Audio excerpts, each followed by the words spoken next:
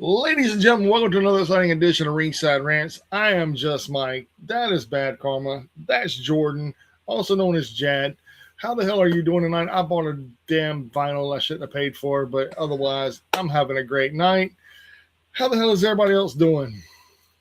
Oh, I am extremely tired. I just got off a 16-hour day from 5 in the morning till 9 right now. So, Ooh, Jesus. yeah.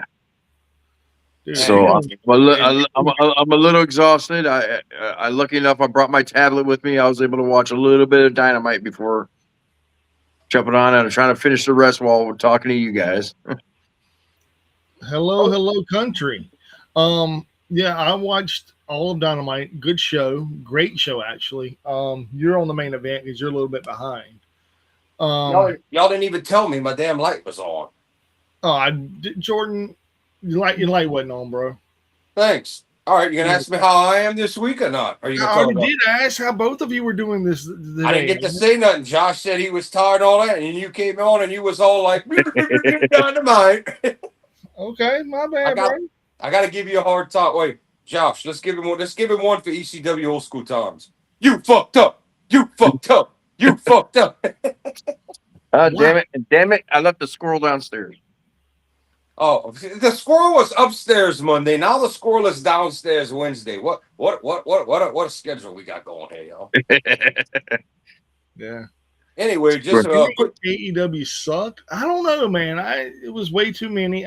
We'll get to that right there, country. We'll get to that. And what's We'll up, talk Anthony? about that. We'll talk about that in a minute. But before Mike goes, let me give you all the teaser of what's going on tonight. We're going to talk about Dynamite. They're going to talk about. We did not talk about Raw Monday, so they might touch on that a little later. And I have some news stories and events that happened around the Double or Nothing show itself, real life stuff that we need to talk about, including injuries, health, complications, just overall trouble, and one hell of a screw up for a fan. We'll talk about all this tonight. Like, share, and subscribe. Get Dusty Rhodes the fuck out of that like button as hard as you can. Climb to the top rope. If you want, do it twice. Give me a double axe handle off the top rope, Macho Man style. Then give us the elbow drop. And if you want, get up there and give us a Kyrie one while you give us a Kyrie scene while you at it too. But Or you can just give us a Scotty Too Hotty Worm. I think we could live without that. We can live. Country. If you could come do the worm, that's all on you. All right, take it, Mike. Anyway, Dynamite was started off really, really hot. Uh, Josh, you said you watched Dynamite as well? Yes, I was able to catch like the middle of I was jumped in like in the middle of the MJF and Roosh match. Oh, dude, that match was insane, bro. Yeah, Insane. I was like, what the hell? Yeah, that right there was probably the most. That right there was a pay per view quality match. Well, It who was really truly who, was. who was involved? Roosh and who? MJF. That sounds like money to me. Print it. Yeah, That's all and I got to say. So I didn't get to watch it, but that's all I got to comment about it. I would watch those two. Oh yeah, it was a damn. From what I saw, it was a damn good match and everything. Roosh playing off the injury and everything, and finally MJF got the pin. yeah. Hold on before we go any further. We need to hit the comments real quick. First of Yeah, all, country.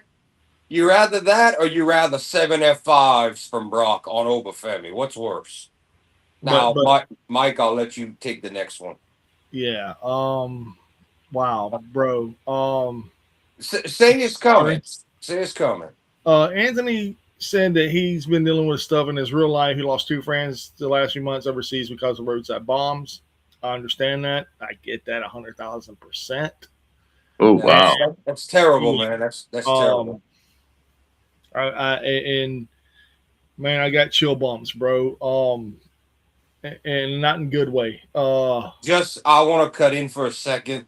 I don't know if your friends, Anthony, are servicemen or not. I'd like to say that we thank Mike. Mike, one way or another, was a serviceman and did do a tour overseas. And we're not going to talk about anything in detail, but he knows firsthand what life is like over there. So I'm sure Mike can feel it. We salute everybody. We feel for you, Anthony, and your friends. We're glad we could help you out.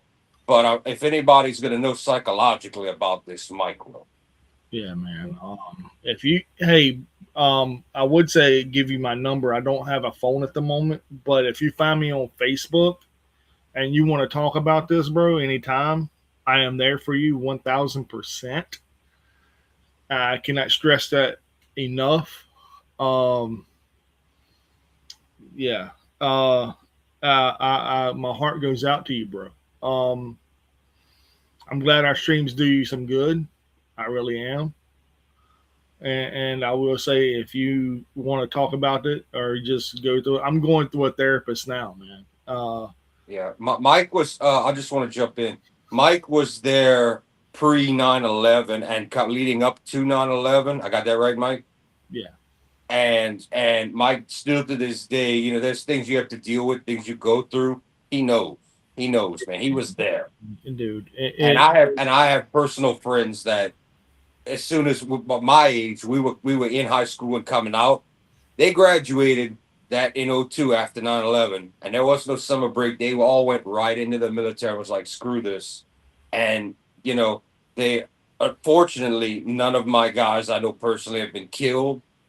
They a couple of them rose. One just retired last year with a high rank, and he trains on a base in Florida. The other one, last I heard years ago, had become corporal, and I think he was moving up. He was climbing the ranks. You know, I mean, they've done really well coming from snot-nosed kids to being guys that are 40 years old. You know, now as an average. I didn't mean to jump in, Mike. No, man, you're fine, bro. You're fine. I had a couple cousins going out there. I had actually had a cousin that was in the Gulf War. You know, Anthony says, I'm sorry, Josh. Go ahead. Yeah, then I actually had some cousins that were actually in I don't know what the heck do we call this conflict that we just had. Iran. What we're going through right now? No, not right. Not Iran. I got nobody in Iran right now. Okay, so. I'll just the right Iraqi now. conflict? This current, just for the record, we don't really have a name for this. It's a war. It's not a war. I'm calling it the current day Iran conflict or the Middle East conflict. And I don't know if anybody heard about the recent. We're in the middle of a truce trying to negotiate a deal. Iran went and poked the bear and bombed Bahrain, shot missiles at Bahrain today or within the last 24 hours, and I forget Kuwait. They killed one person, injured at least 60 so far. It's not good. Not good. They were able to shoot down some missiles. All U.S. targets were safe. We shot down the missiles aimed at our embassies. But while we were on, like I just showed y'all the picture, gas was dropping, things we were getting ready to sign a deal. This is only bad for all of us because everything could shoot back up and blow everything. Not good. Not good. Yeah, it sucks, man. And roadside bombs suck. I had friends that my ex-wife was over there in Iraq during the 03, 04, and she was there during the Chow Hall bombing and had to pick up people and put them in body bag or in hefty bags. And no, man, no, dude, you're good, bro. You're good, man. Life happens, dude. Yeah, Anthony, we our thoughts are with you. We're sorry for these two men who he said were Marines. Who the guys I was talking about that got high rank, that they were Marines, and one still they are. You know, I mean, you're not taking the show off the rails. It's miscellaneous Monday. We're here for it. Everybody Wednesday. can wait a second Wednesday, while we. Jordan's Wednesday. Wednesday. What day I said? Monday. Sorry about that. It's miscellaneous Wednesday. We could talk about these things. Everybody can wait a second while we a little bit of real life, you know. And we're not trying to. It's not about a sides thing. We just start. We're sorry. We pay our respects. No one deserves to die. It sucks that we got to go through this right now. The people that are over there in the conflict and us, the American citizens, and in the as how you would say in the consumer market and what we have to. You know, these guys lost their lives. We have to pay up and do things in other ways with how this affects everything. So, yeah, I mean, horrible news, anything. I feel for you, but I am happy that we could take you out of it a little bit with our show. That makes us feel good. Man. And Memorial Day happened a couple of weeks ago, so a couple of weekends ago. So yeah, dude, it's legit, man, and we're here for you. I promise. We love you, brother. All right. And moving forward, if y'all don't mind, since this happened, can we take a moment of silence? If you like, I we would. most definitely can. This is for before we get going. This is for everybody through this entire conflict that have lost family, loved ones, anyone who has lost anyone in the service due to this current conflict. Thoughts and prayers to you. Here we go.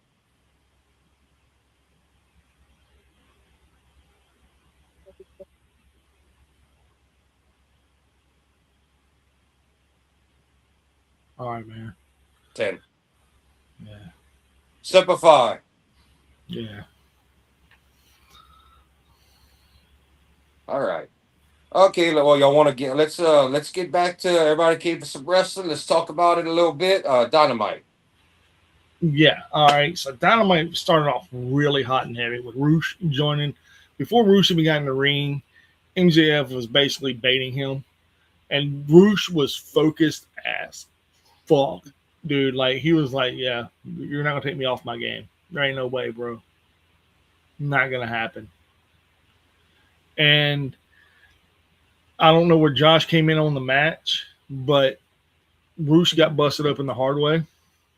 Oh, yeah. I came in a little bit after that. Like, I think like the commercial break right before the end. Oh Before man. y'all get it all the way into this match, I know Josh didn't see the whole show. I didn't. Mike, you want to start from the beginning and we talk about the whole match when we get to it, so we can talk about Dynamite? This is the opening match. My bad. My bad. See, told y'all I didn't watch. My bad. This is how crazy Dynamite was, man. This right here is the opening match. You can't fly. You get today for one time only. You get the TNA flyby. All right. Well, I was gonna say you can't do a flyby for me because I said I didn't watch. So am not. I'll talk. One of these days on this show. Not right now. We're gonna have. I want to have a talk about. And people bring this up to me, and I give them this. There's a difference between ignorance and stupidity. But one day I want to have to talk about ignorance and stupidity on this show, but not right now. Oh yeah, ignorance. You're blind, man. You're ignorant to the thing. You're not stupid. So, but no, the whole thing was the whole first beginning of the show was MJF versus Roosh, and it was brutal. Did you see the spot where Roosh drop kicked the barricade and it exploded? Yeah. Holy shit. Okay, so Roosh dislocated his left arm in this match. Kayfabe. Okay, I was getting ready to ask. And they were about to call the match done. And Roosh headbutted the doctor. Nice. Nice. He headbutted the shit out of the doctor. He's like, he can't go. MJF can't go. This match is a draw. We're done. He's like, no, come here. Oh, yeah. Like, ooh. Dude, and that doctor dropped. And he dropped like a sack of potatoes. Boom. Dude, it was a fun match. MJF power drove Roosh onto the barricade that exploded, rolled him in the ring, tried to hit the heat seeker. MJF's leg gave out, couldn't do it. Then he backed him up, got him in the ring. MJF put him in a crippler crossface is what I'm going to call it, because that's exactly what it was. And Roosh was about to tap, and he looks up at MJF and he goes, "Fuck you." Basically, yeah. He looked literally in the middle of the movie, like, "Fuck yeah," and then just passed out. I like it. And like I said, I might, you know what, I might find a way to go back and watch that because I like both the guys. It had to have been good, unless some kind of schmoz, quick 2-minute thing. It had to have been good. I might go back and watch that. I like both guys. I'm sure they work great together. Oh yeah. And then he tried to hit Roosh with a belt. Mark Briscoe runs in. He kicked Mark Briscoe in the ding ding. About to hit him with a belt. The rest of the conglomeration runs in. Uh, after that, MJF runs out, and yeah, then he hobbles away, and then Leo Rush comes to the ring to face Mark Briscoe, and the rest of the conglomeration are standing still because they didn't want to be attacked by Leo Rush. And Leo Rush is walking by, and they're like, he's like, yeah, yeah. and he walked He's by him, and like, he walked a little bit, and he turned around and looked at him, and he stopped. And then he got in the ring, and they all fucking scattered like cockroaches. It's a damn shame that I don't know if you could get him today if he was still alive. But it's a damn shame that Paul Bearer is not still. Could you imagine if Paul Bearer was still alive and was physically able and was the manager of Leo Rush and he's oh yes and Leo's yeah and he's yeah that would make me laugh. That would make me laugh. I'm really Anthony. I really think Roosh would be a great WWE guy, but I think he would be. His brother's doing great over there. But there ain't no his brother's telling. Bandito, right? Mm, No, no, Roosh's Dragon Lee. brother is Dragon Lee. Yeah, Oh, okay. his cousin or something is Brandito. Oh, okay. Yeah, Yeah, and we had both of these guys. Both of these guys originally come from CMLL. They went to New Japan and did some stints. Roosh would usually come over for Fantastic Mania back in the day before it blew up. Dragon Lee it was pretty prominent. He had great matches in the junior division. Actually, on live TV on Access, New Japan ran a California show back when Joe was calling, and it was a three-way, and that was when Hiromu got his neck broke like by it was Dragon Lee that dropped him on his head. That's actually how that went. But yeah, Dragon Lee's a great talent as well. very talented. But getting to it, we had Mark Briscoe versus Leo Rush, and that was a very entertaining match. You had Okay, well, Kung Fu hold on. Chicken. Wait, We had Kung Fu Chicken versus Gollum. 1 second before we go into the next match. I gotta do. I think we should in the chat, everybody. When y'all have questions like how Anthony's asking, we'll hit these between matches as a break. But first, I have a quick commercial. We like to thank everybody. I think unless Mike knows some secret I don't or some statistic before I joined the show. This Monday, I think we hit our all-time attendance record. I'd like to thank everyone, anyone who watches this. Viewership-wise, we did ridiculously well 2 days ago. Don't ask me why. It went really good. We hope y'all enjoy the show. And the format goes like this. Mondays, we will cover any pay-per-views over the weekend, including Saturday Night Main Events, anything special AEW does, anything big in the wrestling new in the world, and we'll cover Raw. The Wednesdays, like today, are miscellaneous. We'll cover Dynamite, miscellaneous stuff, and whatnot. Fridays are your news days, and we like a lot of reality behind the scenes news, injury reports, talent trick, anything like that is heavy duty. If it's big, we'll break it on another show. But Fridays, so that's your schedule: Monday, Wednesday, Friday. Tonight's more of a hold you over plus discuss Dynamite show. But for anybody new watching, that's what y'all can look forward to. That's how we try to run things, and we're almost always available in one form or another on here. And you know what? I think we should have another day in there. No. That's enough. No. Keep them more. Hey, Mike, keep them wanting more, damn it. Keep them wanting more. Oh, man, it's a joke, man. I don't think I can do but three. Dude, this 3 days is killing me. I'd like while y'all are talking about the show, let me do this while Anthony asks his questions. Then Anthony, I'd like for you to hold on to or ask a question at the end of when the guys talk about the next match. We'll get to it. I agree with you about the AEW WWE thing killing the smaller companies like territories. The main problem there is I knew when Tony Khan challenged WWE, I knew we were in for it because now it's a fight to take all the good people out of every other company, and who's keeping who from who. And the only one that's going to suffer from that is a bought out Ring of Honor, a TNA that got screwed over by Tony Khan, now partnered with WWE, a New Japan that's being sold that we don't know where the partnership or how that's going to go yet. A AAA that got bought by WWE that would have probably never bought them in the first place. And there's more to unfold in this story, and that's all because Tony Khan had to open his mouth and try to challenge WWE on U.S. soil. We didn't have that problem before. But and then if Mike, if you want to address or Oh, there you Josh want to address anything on that or any comments before y'all go to the next match, go ahead. Yeah, we can talk about like he followed Mark Briscoe his whole career. He feels this is over the top. I like how the match went. We'll talk about that in a second. go. He feels like he needs to change his character up a little bit. I think he did change the character up a little bit at the end of the match whenever he got the microphone. Am I right or wrong, Josh? Oh yeah, it's like he's is like he's trying he's kind of toning down the hillbilly gimmick and starting to be real. Mm-hmm. Interesting. So but he's going for and as well as several other people are pushing hard now for the AEW title. Okay. Which Now is we'll get into I that as like we that. go. Well, I Before like that because that's what I was asking for. Give more people a shot. Get you know, I like to see your 6-7 main eventers in every company. There's only one way to find out. If you don't know, run them and give it a shot, and let's see who sticks and who doesn't. before we go any further, I gotta go back to the first match. MJF, when they were introducing MJF told, because they were in Virginia, he whispered into Justin Roberts' ear. He goes, I am the reason your boy can't wrestle for the AEW title no more. Heyman Adam Page.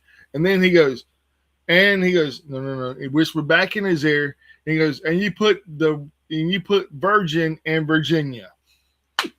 I would like to see MGF keep that. I kind of like the running gimmick. I hope he keeps doing it. I kind of like it. Dude, he's an old school heel in a new wave era, man. But if he makes his new stick, he's going to tell Justin Roberts how to introduce it and I kind of like it.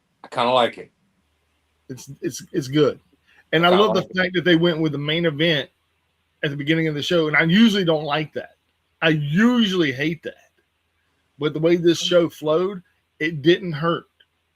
Yeah, because usually you're like, man, oh god, did I just watch the main event and the rest of the show's gonna suck. What did we say about AAA? Come up, we were not arguing. We were debating match order. What do you always want to do? You want to come out the gun hot? So hey, pull the trigger. And the rest of the show was hot. There was really no lull in the show.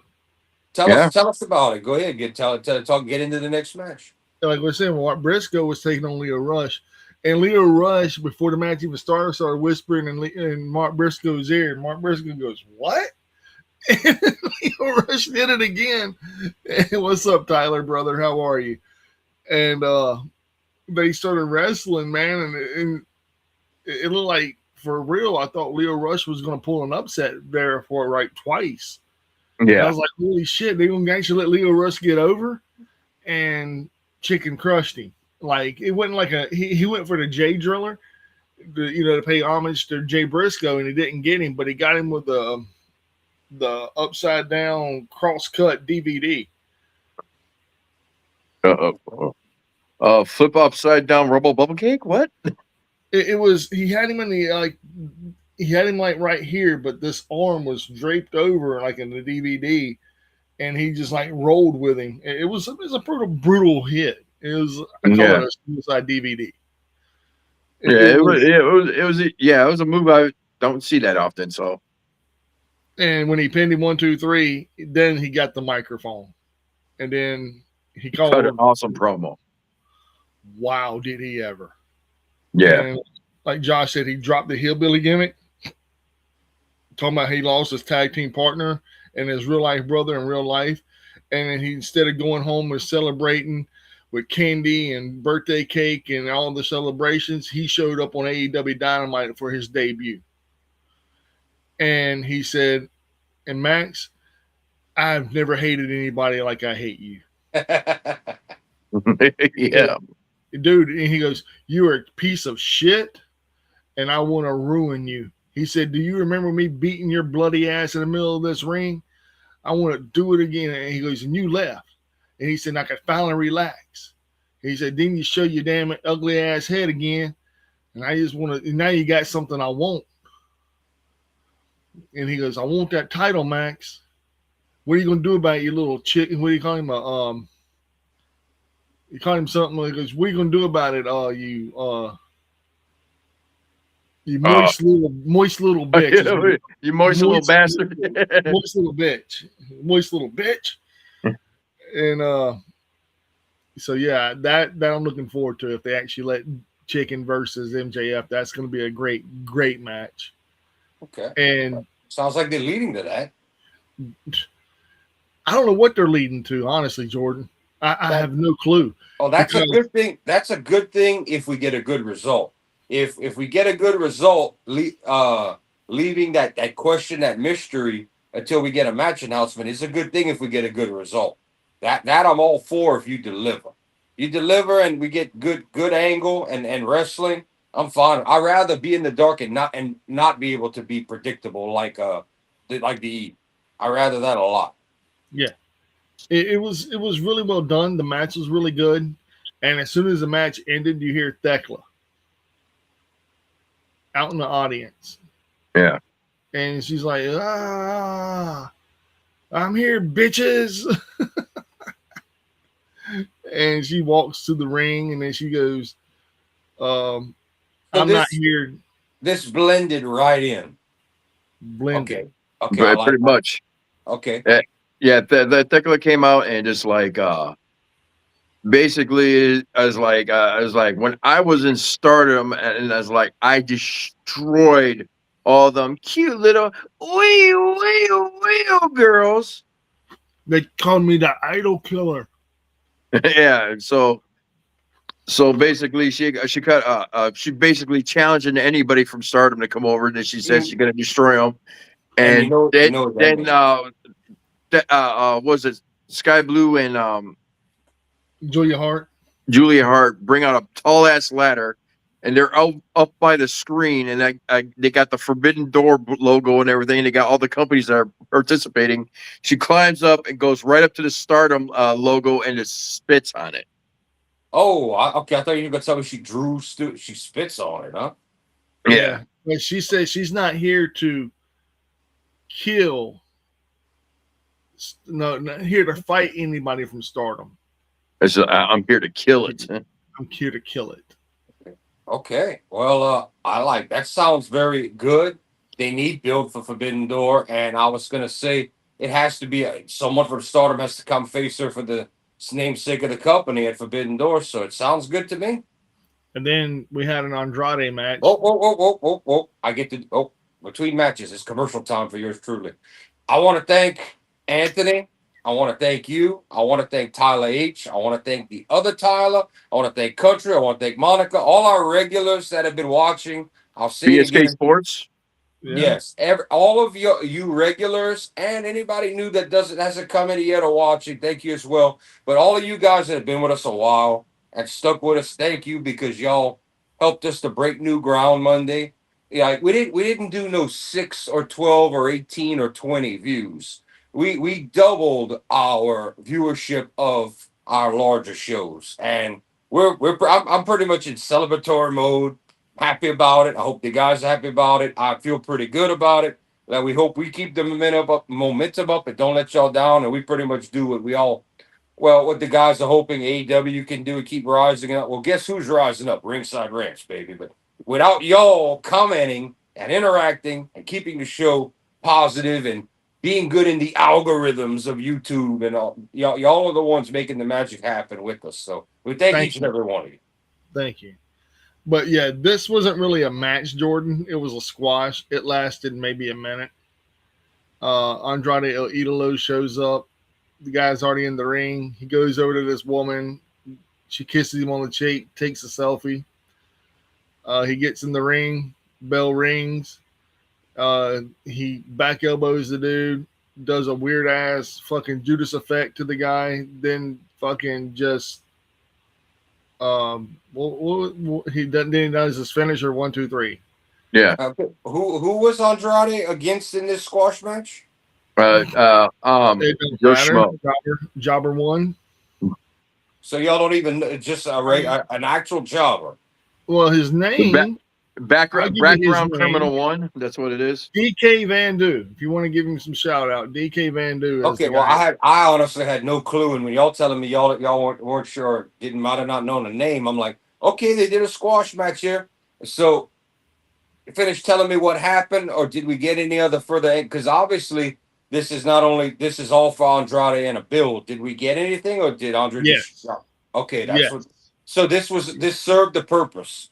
Very much so. He grabbed the microphone, and first person he goes after is MJF. Really, Andrade? Yes. Okay, okay. It was like everybody is gunning for MJF, dude. Which like is we're supposed to, and it's the world champ. Everybody's supposed to be on your tail. You're the man being chased. and believe it or Well, not, I'll comment on that. Usually, it's always like one guy that's got the title, the next title shot or anything. But I don't no, like that. we're- I don't like that. no, this is quite a few are gunning for him. Well, let me explain why. Because other companies have done this. WCW did this at one point and there were like 3 or 4 people called out a world champ, and they're like, and the announcers are like, "Oh, everybody's after." There's been times I'll even give WWF, WWE credit on Raw where they did an opening segment and one guy come out, then another guy come out, another guy. It makes sense to do this when you don't have a listed number one contender or challenger. It makes great sense for everybody to say, "I'm that guy. I want that spot." No, I want that spot. It makes perfect sense. And I like it when you do it. We don't do it all the time, but when you do it, it helps to add that noise. It gives you that all of this going on. You're not sure where it's going to go. Everybody's going. It's going to. They could potentially do a story where MJF starts getting paranoid. Look at all what I got to deal with, and everybody's after me, and all. And and so far, I don't know what happened in the show. Y'all are going to tell me. So far, no Osprey, no Omega on his tail yet. Yeah. yeah, Well, yeah, Osprey is in the hunt. We'll get to that. yes. Well, but that's if storytelling goes that way, you know what I'm saying. I'm trying to be positive here about it, but I do like the idea of there's no set number one contender. Oh, hey MJF. Oh, hey, I'm coming for that's pretty good. I think that is great for television. That is very I think good for television and not a paper. And I think a lot of people, Tyler, are invested in MJF now because of all the drama that's going along with it. And even the commentators are like, Andrade is not here with Don Callis, and during Don Callis's reign, he is not. None of his guys are allowed to attack MJF or go after MJF. And Andrade's like, yeah, fuck that. Which, if you really want to get into this more story, you can always throw, hey, Andrade, we didn't talk about this with Don Callis or the. That's a great way to throw some story into them and interact with them. Or wait, whoa, because they're putting Kyle Fletcher as the man, and Andrade, Okada already teased holding the. This is good. There's a lot of stuff you can use here if you do it right. Now, this is where it gets interesting. And Don Callis's music hits. Mm. And it cuts off Andrade. And him and Jake Doyle walk to the ring. Okay. And then he gets the microphone and he goes, Andrade, you did a great job. But now let me introduce you to the new member of the Don Callis family, Jet Speed. No, he goes, the Jet Kevin Knight. He decides to do it in Andrade's time, trying to challenge him. What a slap in the! This is pretty good. You getting you holding my interest here, telling me about it. Oh yeah. And then Kevin Knight walks to the ring. Ladies and gentlemen, Iceman. Yeah, I'm gonna try not to eat. I'm gonna make him a T-shirt where it's got Mike on it, and he's got a big 64 ounce, and he's just pouring straight ice, and you just hear crunch, crunch. Yeah, I love Ice, man. I do. But Jet's music hits, he gets in the ring, then all of a sudden you hear Mike Bailey's music hit, and that's the next match. Ooh. I'm really liking the way y'all are telling me how this flows and story. This sounds like one of the better Dynamites. Dude, it was like I said, normally I would have been like, we watched the main event. There ain't nothing else to do on the AEW. And me and Josh have both been critical of that. Have we not, Josh? Oh yeah. It didn't seem like we watched a main event. I mean, we did watch a main event. We watched a pay-per-view quality match at the beginning of the show. That went into a story that took you into multiple stories that hasn't led up yet, short of commercials, picture in picture. Yeah. And all of a sudden, Mike Bailey gets in the ring, and this match, high flying spots all over the place. Well, so they let them actually go full throttle in a real match, these two already. Yeah. Which let's be honest, unless they built it up to make it a pay-per-view quality match, it's a TV match, but they did it already, huh? it's not over. Okay. Oh yeah. Well, tell us about it. Tell us about the match. Tell us what happened. Well, the storytelling in the match, man, you can see they know each other very well. The near misses, the near falls, the wrestling, and you know Kevin Knight is from England, and the wrestling that him and is Kevin Knight from England? No, Kevin Knight's American. US. Yeah, I thought I was listening to you, but I thought Kevin Knight was US. Yeah, he is US. But dude, he was wrestling like he was wrestling out of Progress. Okay, well maybe he decided with a heel persona, like you know how a lot WWE does this as well. Stay away from the moves that make the people pop and do more wrestling and rest locks. Like don't do the moves that make them go off. Dude, it was like catch can wrestling. Am I wrong or right, Josh? It was like you was watching something out of England or some European work. Yeah, because it was like what the fuck. And Bailey was doing his regular shtick, but Kevin Knight was not. Speedball Mike Bailey's Canadian, right?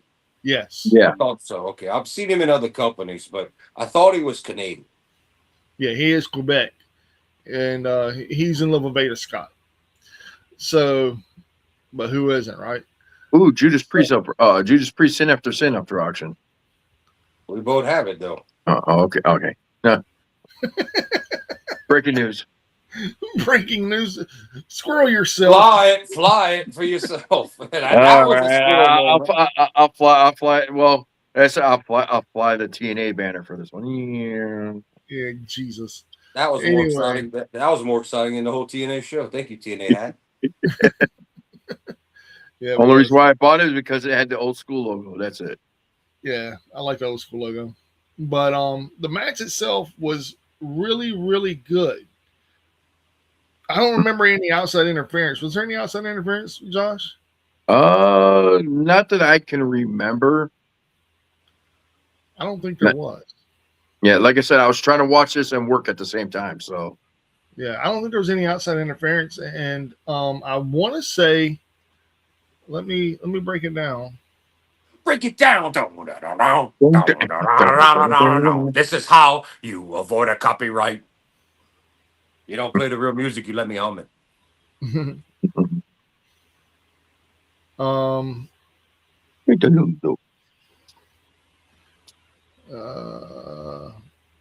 there was some. Okay, Jake Dole distracted the referee, allowing Don Callis to disrupt Bailey's Hurricanrana. Knight body slammed Bailey to the mat, and that's how he won. And then Knight labeled Bailey as the dead weight that weighed him down. Linking up with Don Callis, he felt ready to clash soon with MJF. Another person wanting to go after MJF. Okay, well, yeah, after the match, Kevin Knight, cut a promo with like MJF. I'm coming. Yeah, dude, it's like everybody is gunning for MJF, like everyone, and I'm not just talking like the whole show is like he didn't say yes to Mark Briscoe, he said yes to Roosh. He felt like that would be the easier match, which we all know that was not an easy fucking match. And then Mark Briscoe took on Leo Rush, which was a good match, good filler match. And then that post promo was really good. and then it led into Thekla doing what she did. The whole show flowed in the way of how can we screw MJF? It seems like they finally hired a writer. Yes. And I don't want to jinx it or make it sound bad, but you know who? I don't really care for the guy, but you know who pioneered that style of locking one thing after another and flowing? You know, y'all know who did that, right? Russo? Yep.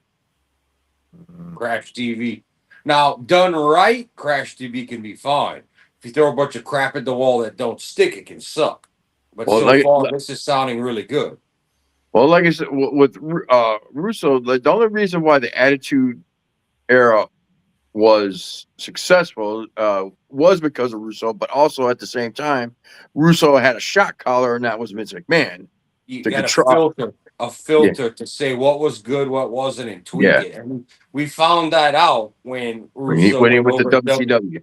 We found out what happened when you didn't have the filter, and that's actually why Bischoff was hired back, not in the same role he was once in. He was actually hired to oversee Russo to say yes or no, and that's what led to the Bash at the Beach bullshit and the lay down and Hogan and Jet. That's actually what led to that, because Russo broke what he said he was going to do when Bischoff was like, "No, we're doing this." That's actually what happened,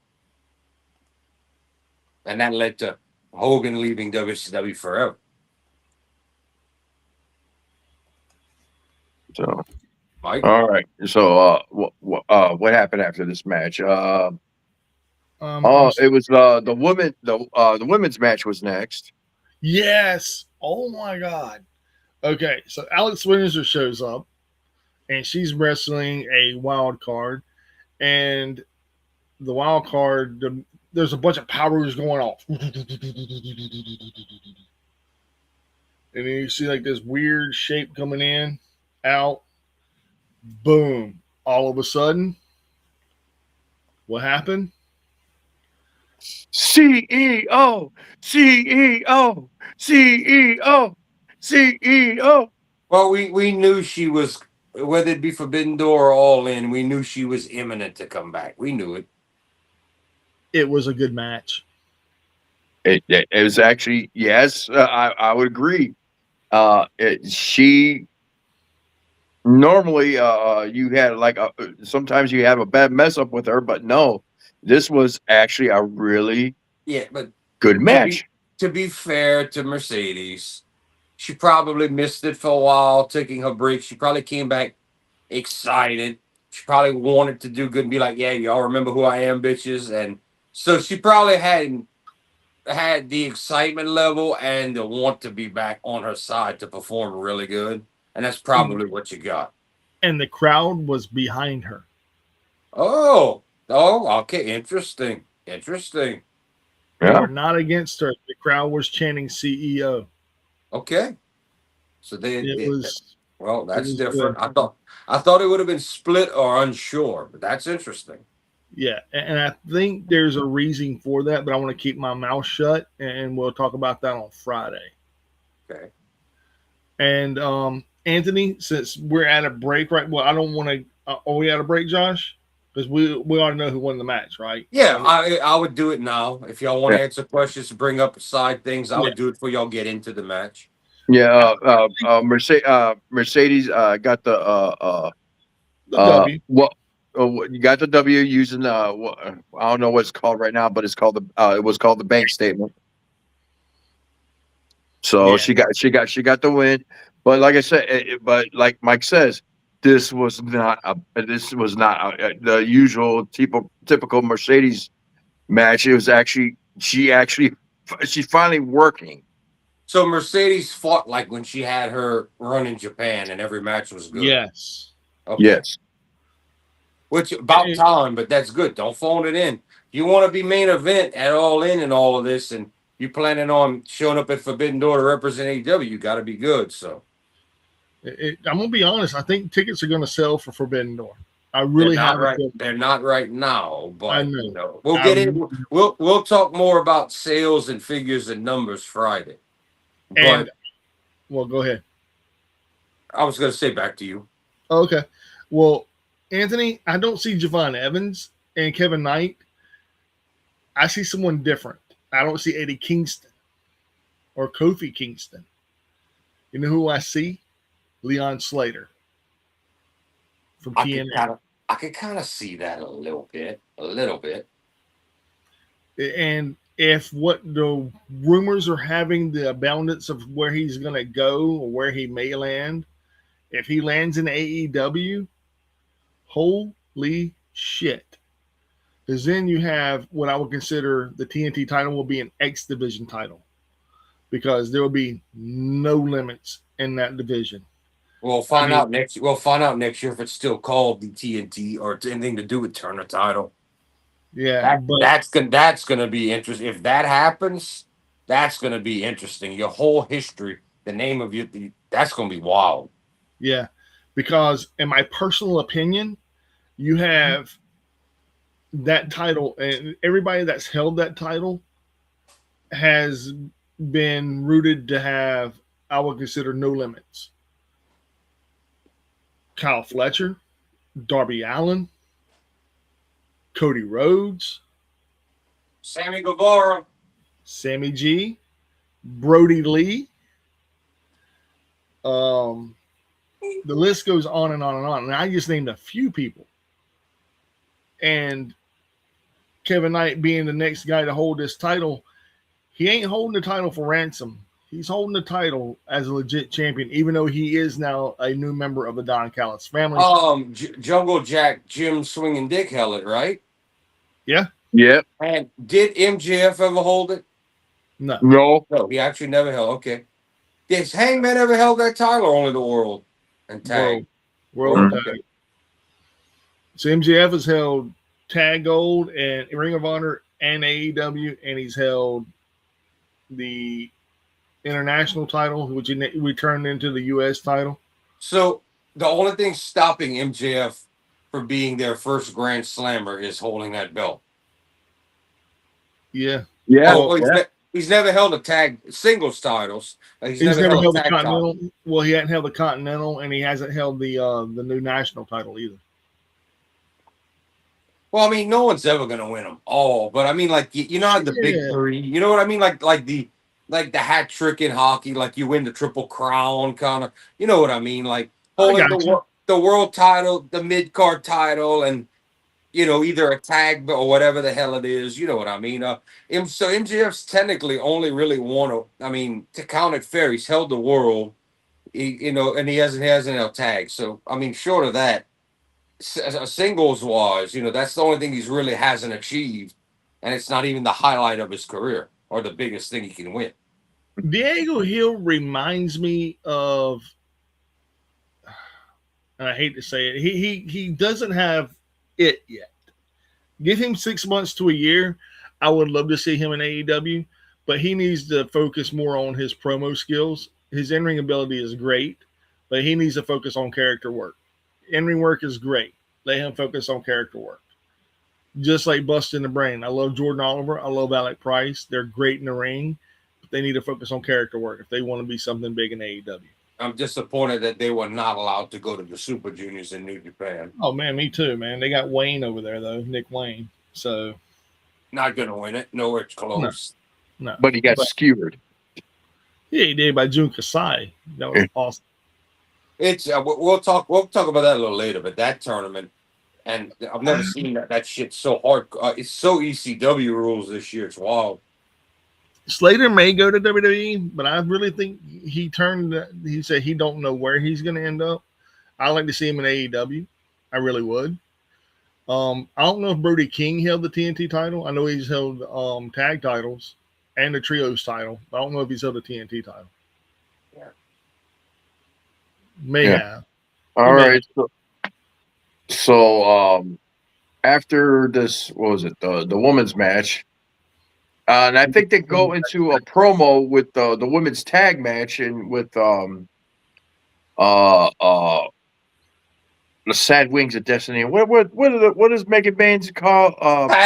Sad Wings of Destiny. The freestyle with my need and OG. He calls them. What are they called? Divine Dominion. Megan Baines and Lena Cross. Yeah, TNA. You know that would be a great finishing move for somebody like a woman that has a sad wings of destiny. That'd be a great one. Yeah, actually, They that'd go be 6 feet tall and they're amazing Amazons. yeah. I'm Some just big, but they cut a promo on Ty J, Ty Mello, and Anna J. So Ty J or Ty Mello or whatever you want to call it. or just two girls with you know. Hmm. So they cut a promo on them, and I think they're going for the titles. I think Collision, ain't it? Yeah. Yeah, they're gonna. So they'll be fighting this weekend. And a live version of Collision, by the way. Live version of Collision. Oh, it's gonna be live. Oh, okay. Well, there's no WWE to interfere with it, so. Indeed.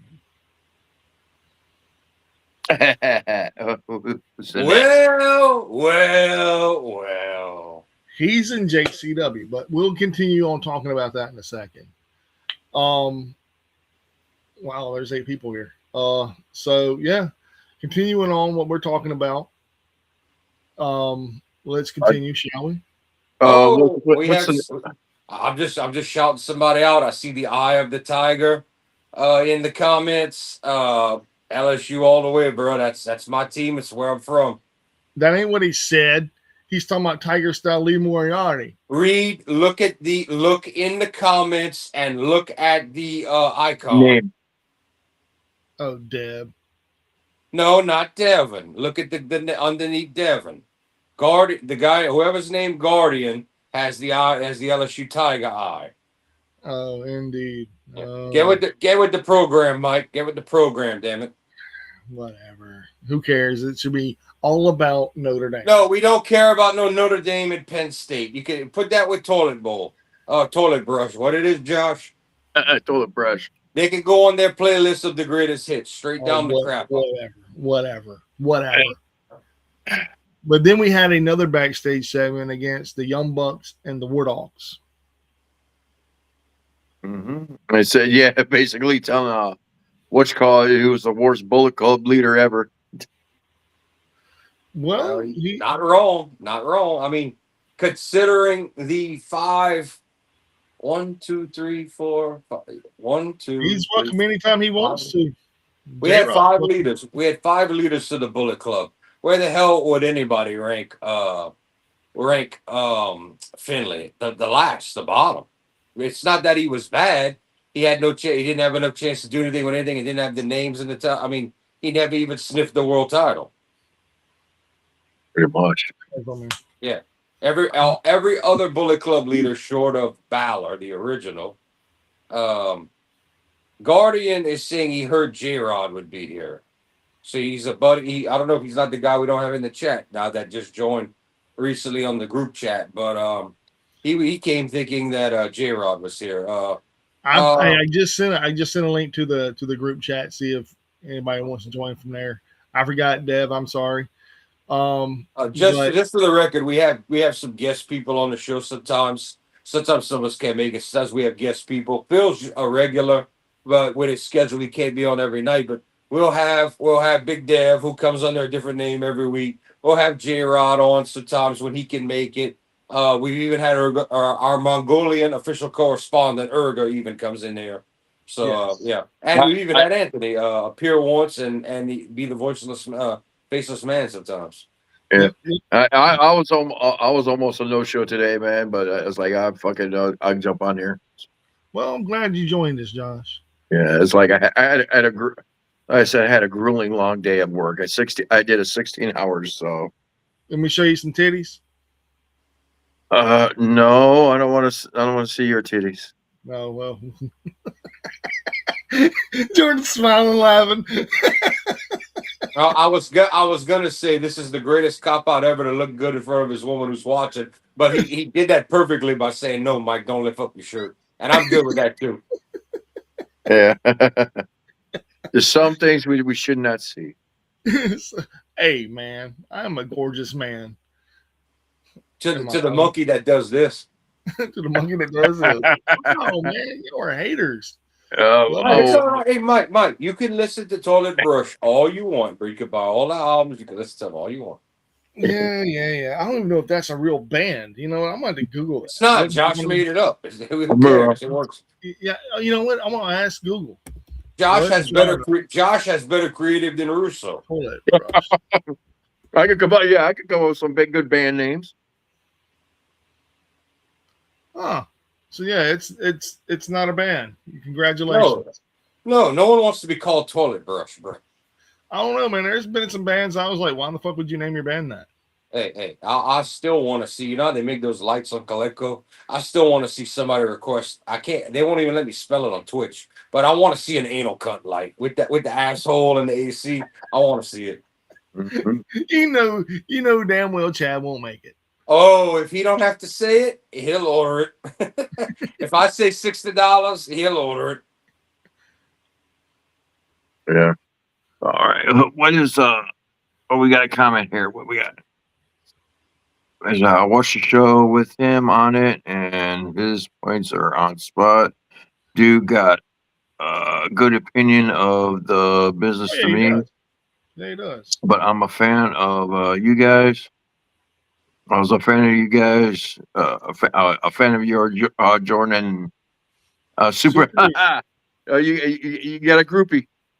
Oh, we got somebody from a while back. If we mention in Super Nutra, we're talking pre 2014. So somebody I either know or someone that's been live at one of the shows. We all miss OTNA, Tyler. We all miss OTNA. But yeah, the Dogs and rejected the Young Bucks offer to settle the score. The teams lock up in the ring. David Finley shrugged it off his request. Then Hoser faced them when they felt like it. MJF is still refusing to allow Mark Briscoe to challenge for his title.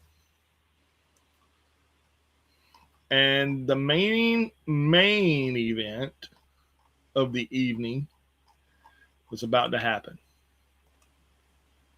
Am I right, Josh? Yeah. So this is the main. So this is like in Mega Man when we in Dr. Wily's castle and we finally get to the skull, but then we don't fight Wily, and then all of a sudden the second skull. So we had the main now, the real boss. Yeah. Well, before we got there, just for you gaming fans, I just had to throw that in.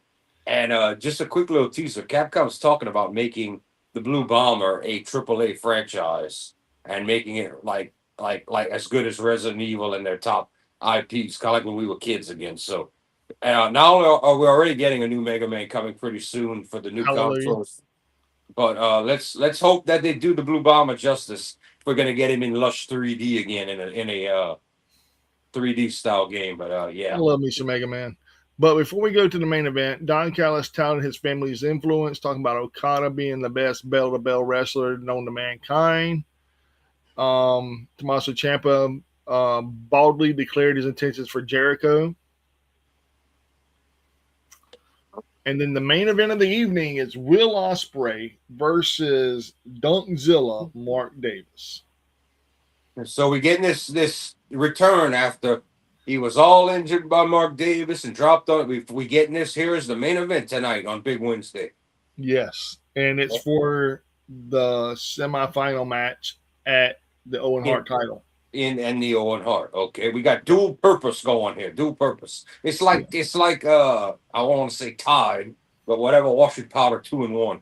Or it's like Head and Shoulders shampoo and conditioner. See how good it works. See how good it works. Or Pert Plus. There you go, Pert Plus. Cool. Pert. That's a name. They still make Pert. Is Pert still in business? I haven't seen that shit forever. I have no idea. Don't even know what you're talking about. So it's a shampoo, Mike mentioned, but that's like I haven't seen a bottle of Pert since then. That's like Tang orange juice in the 80s. Pert Plus came in a green bottle and it had 2-in-1. I mean, it was a thing, dude. It was a name brand back in the day, but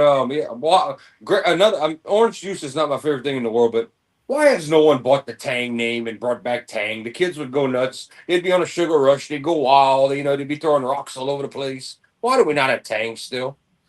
I don't know, dude. I want to know this. Why don't we have the and speaking of drinks and stuff, Why is everything going to like these healthy drinks? We didn't have healthy drinks when we were growing up, man. Because half of the crap they serve you in modern day isn't healthy, so they try to stick you with the healthy. It's and anyone who knows who eats healthy or buys like real does real salads and vegetables don't know anything like that. You pay out the ass to eat healthy. You pay Yeah, out the ass. like if you go to McDonald's or Burger King and ask for a large drink and a fry, it doesn't look like a large drink and a fry anymore. That either. That Uh, either.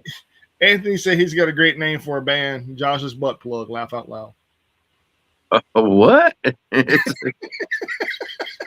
What he said? Josh's butt plug.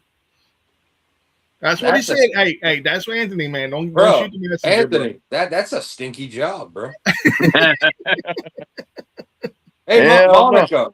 Monica, I know you're in the chat. I don't know what the cat broke or you can't comment, but Monica, how you feel about removing and inserting and cleaning Josh's butt plug?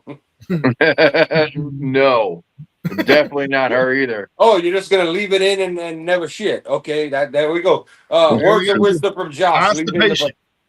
Constipation, everybody. Constipation. Yeah, literally. That's what it's Yeah. gonna be if you remove it, Josh. Shit. go, while we're in this. I'll tell you one thing. Ain't nothing going in because you know what? I am tight as a fucking turtle. All right, I'm so damn tight. I shit noodles. Yeah, tell it to Big Sal if you get locked. Anyway, if you get locked away, but Guardian, I know whenever you, Guardian, tell me what venue you saw us at. Just tell me what venue that was. But whenever you're ready to get back to it, Mike. Oh man, I'm good, dude. I'm having a blast. Oh yeah. We doing commercials between matches. But anyway, The main event was insane. And Josh, I hope you watched the end of that match. Yeah, I was watching him right. I saw the end of it while we went on live. Yeah, so Holy shit. That yeah. match went till about 9:20. So do you have a time for this match? How long it went? 30 minutes. For a main event on TV, I like it. I like it. It started at 8:50 and then it ended at 9:20.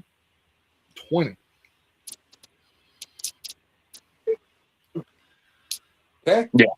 Well, That's that's what a they heck saw of you. a, Maze, the Lake, and Bashir, bro. Okay. You hear me, Jordan? They watched you at Maze, the Lake, and Bashir. that means he saw us at Fred's at the lake in Vacherie. I don't know who you are, man, but I miss that bar, and that was always a wild crowd, and we drew some great numbers in there many times. I want to say, short of when we opened for national acts, any kind of local venue, one time in there we had over 300 people packed in there. That was, yeah, we used to. It was easy to get 250 people in there on a random night. One or two shows we might have had like 150 or under two, but yeah, it was. We used to get a lot of people in there, and they would go wild. But yeah, I don't know who you are, Guardian. I don't know your name. He says, man, the lake at Vacherie, bro.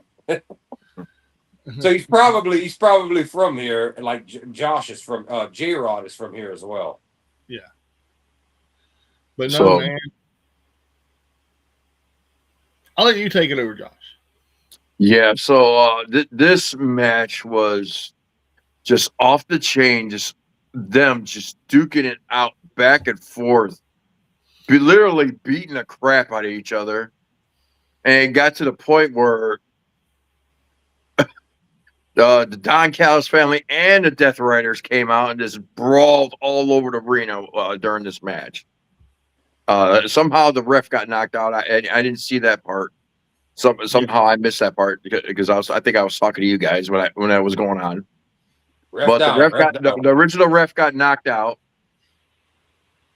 Then the Don Callis family tried to interfere with it, try to injure him some more. Then Death Riders came out to his aid, and it was just a big brawl all over the ring.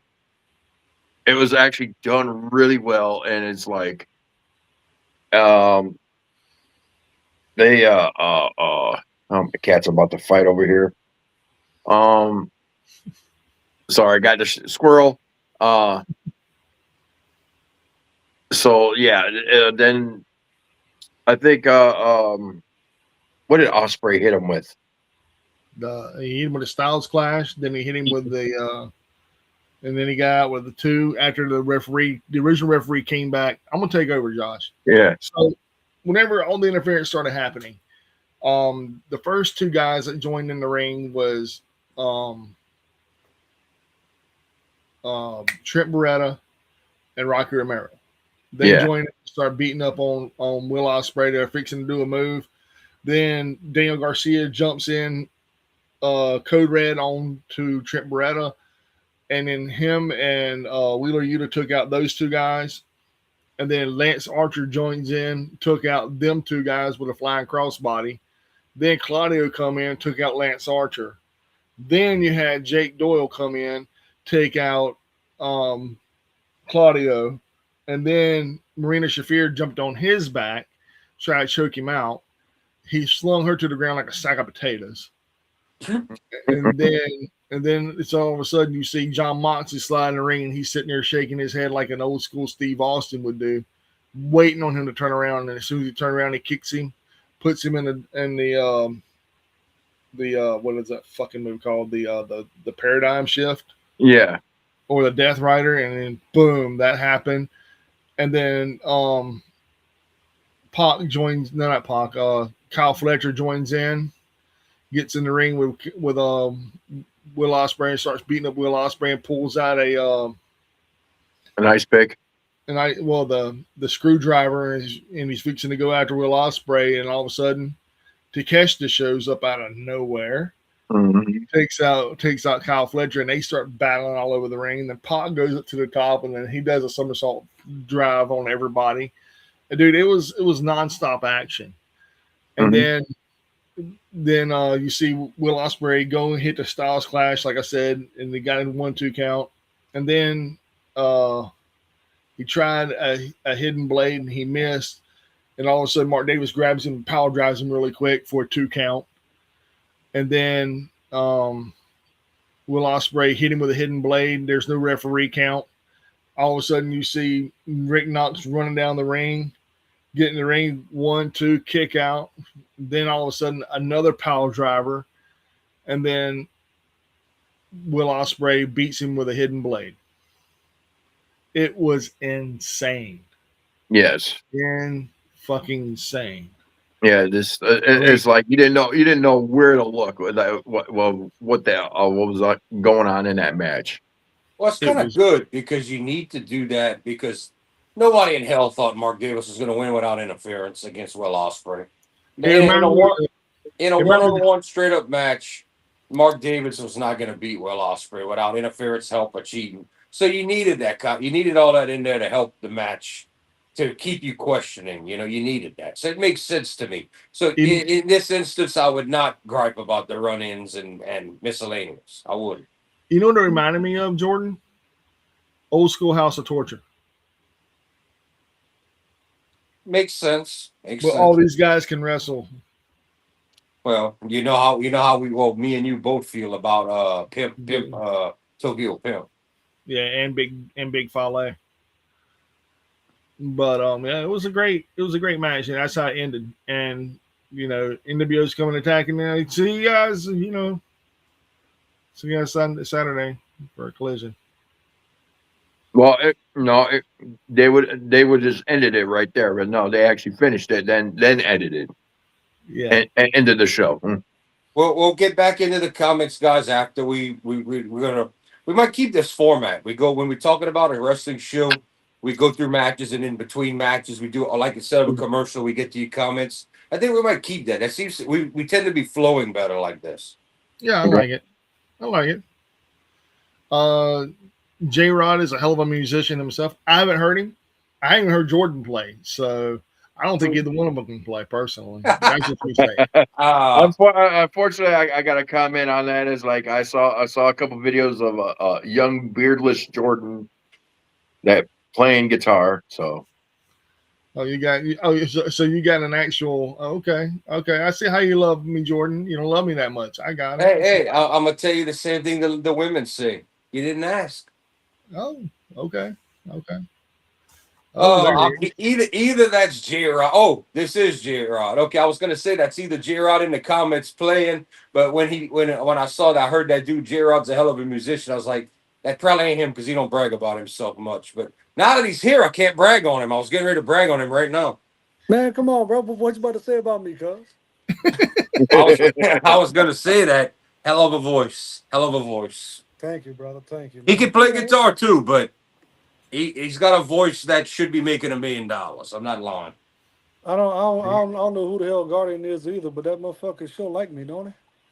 He even mentioned Super Nutra in the lake. He's like, man, I know at the lake. I thought it might have been you for a minute. Come on, bro. There's somebody local, somebody. He said he came here because he thought he was gonna be on the show, but here you are. Yeah, welcome. Huh. Much love to you, brother. Much love to you. I see that. I see that. What's going on, gentlemen? How are y'all tonight, bro? Man, Tired. Josh isn't doing too good. He's tired. He's been working for what, 19 hours? 16. I did a 16 hours. He's Ooh. bitching. He's bitching. He's just bitching. Well, cool. Now that Josh is here, I could take a mini piss break and get a beer. I'll be back. see how he used me up? I ain't even here 5 minutes, dog. He used me up. See that? He already gonna I'll be use back. you up, and you already know how it goes. But how you Yeah, been, man? Man, I'm all right, man. The baby's getting settled in, so I thought I'd take some time whenever I saw the invite, brother. Come on in. You know. You're always invited, brother. Always. I just forgot to send the link to the chat. That's all. That was on me. Blame It's all me. good, bro. But So you always welcome here. yeah, Rod's on that. I'm hearing that AEW had a half-ass decent show tonight, huh? Man, it was good. It was actually really fucking good. it's actually is one of the better ones. It's like I think they finally hired a writer. I think they finally hired a writer.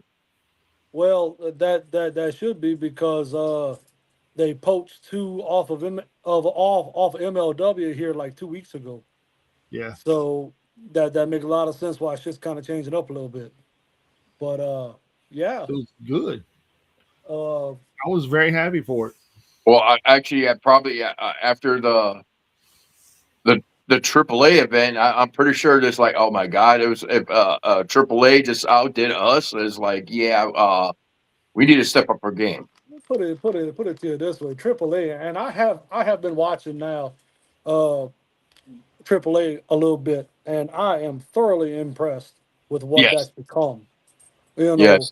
like it was holding kind of like Lucha Underground vibes a little bit for a while there, and then all of a sudden this change of direction, whatever happened in the office, bro, their storylines went way the hell up, and I'm truly impressed with what Oh, they got going on now. you know what happened?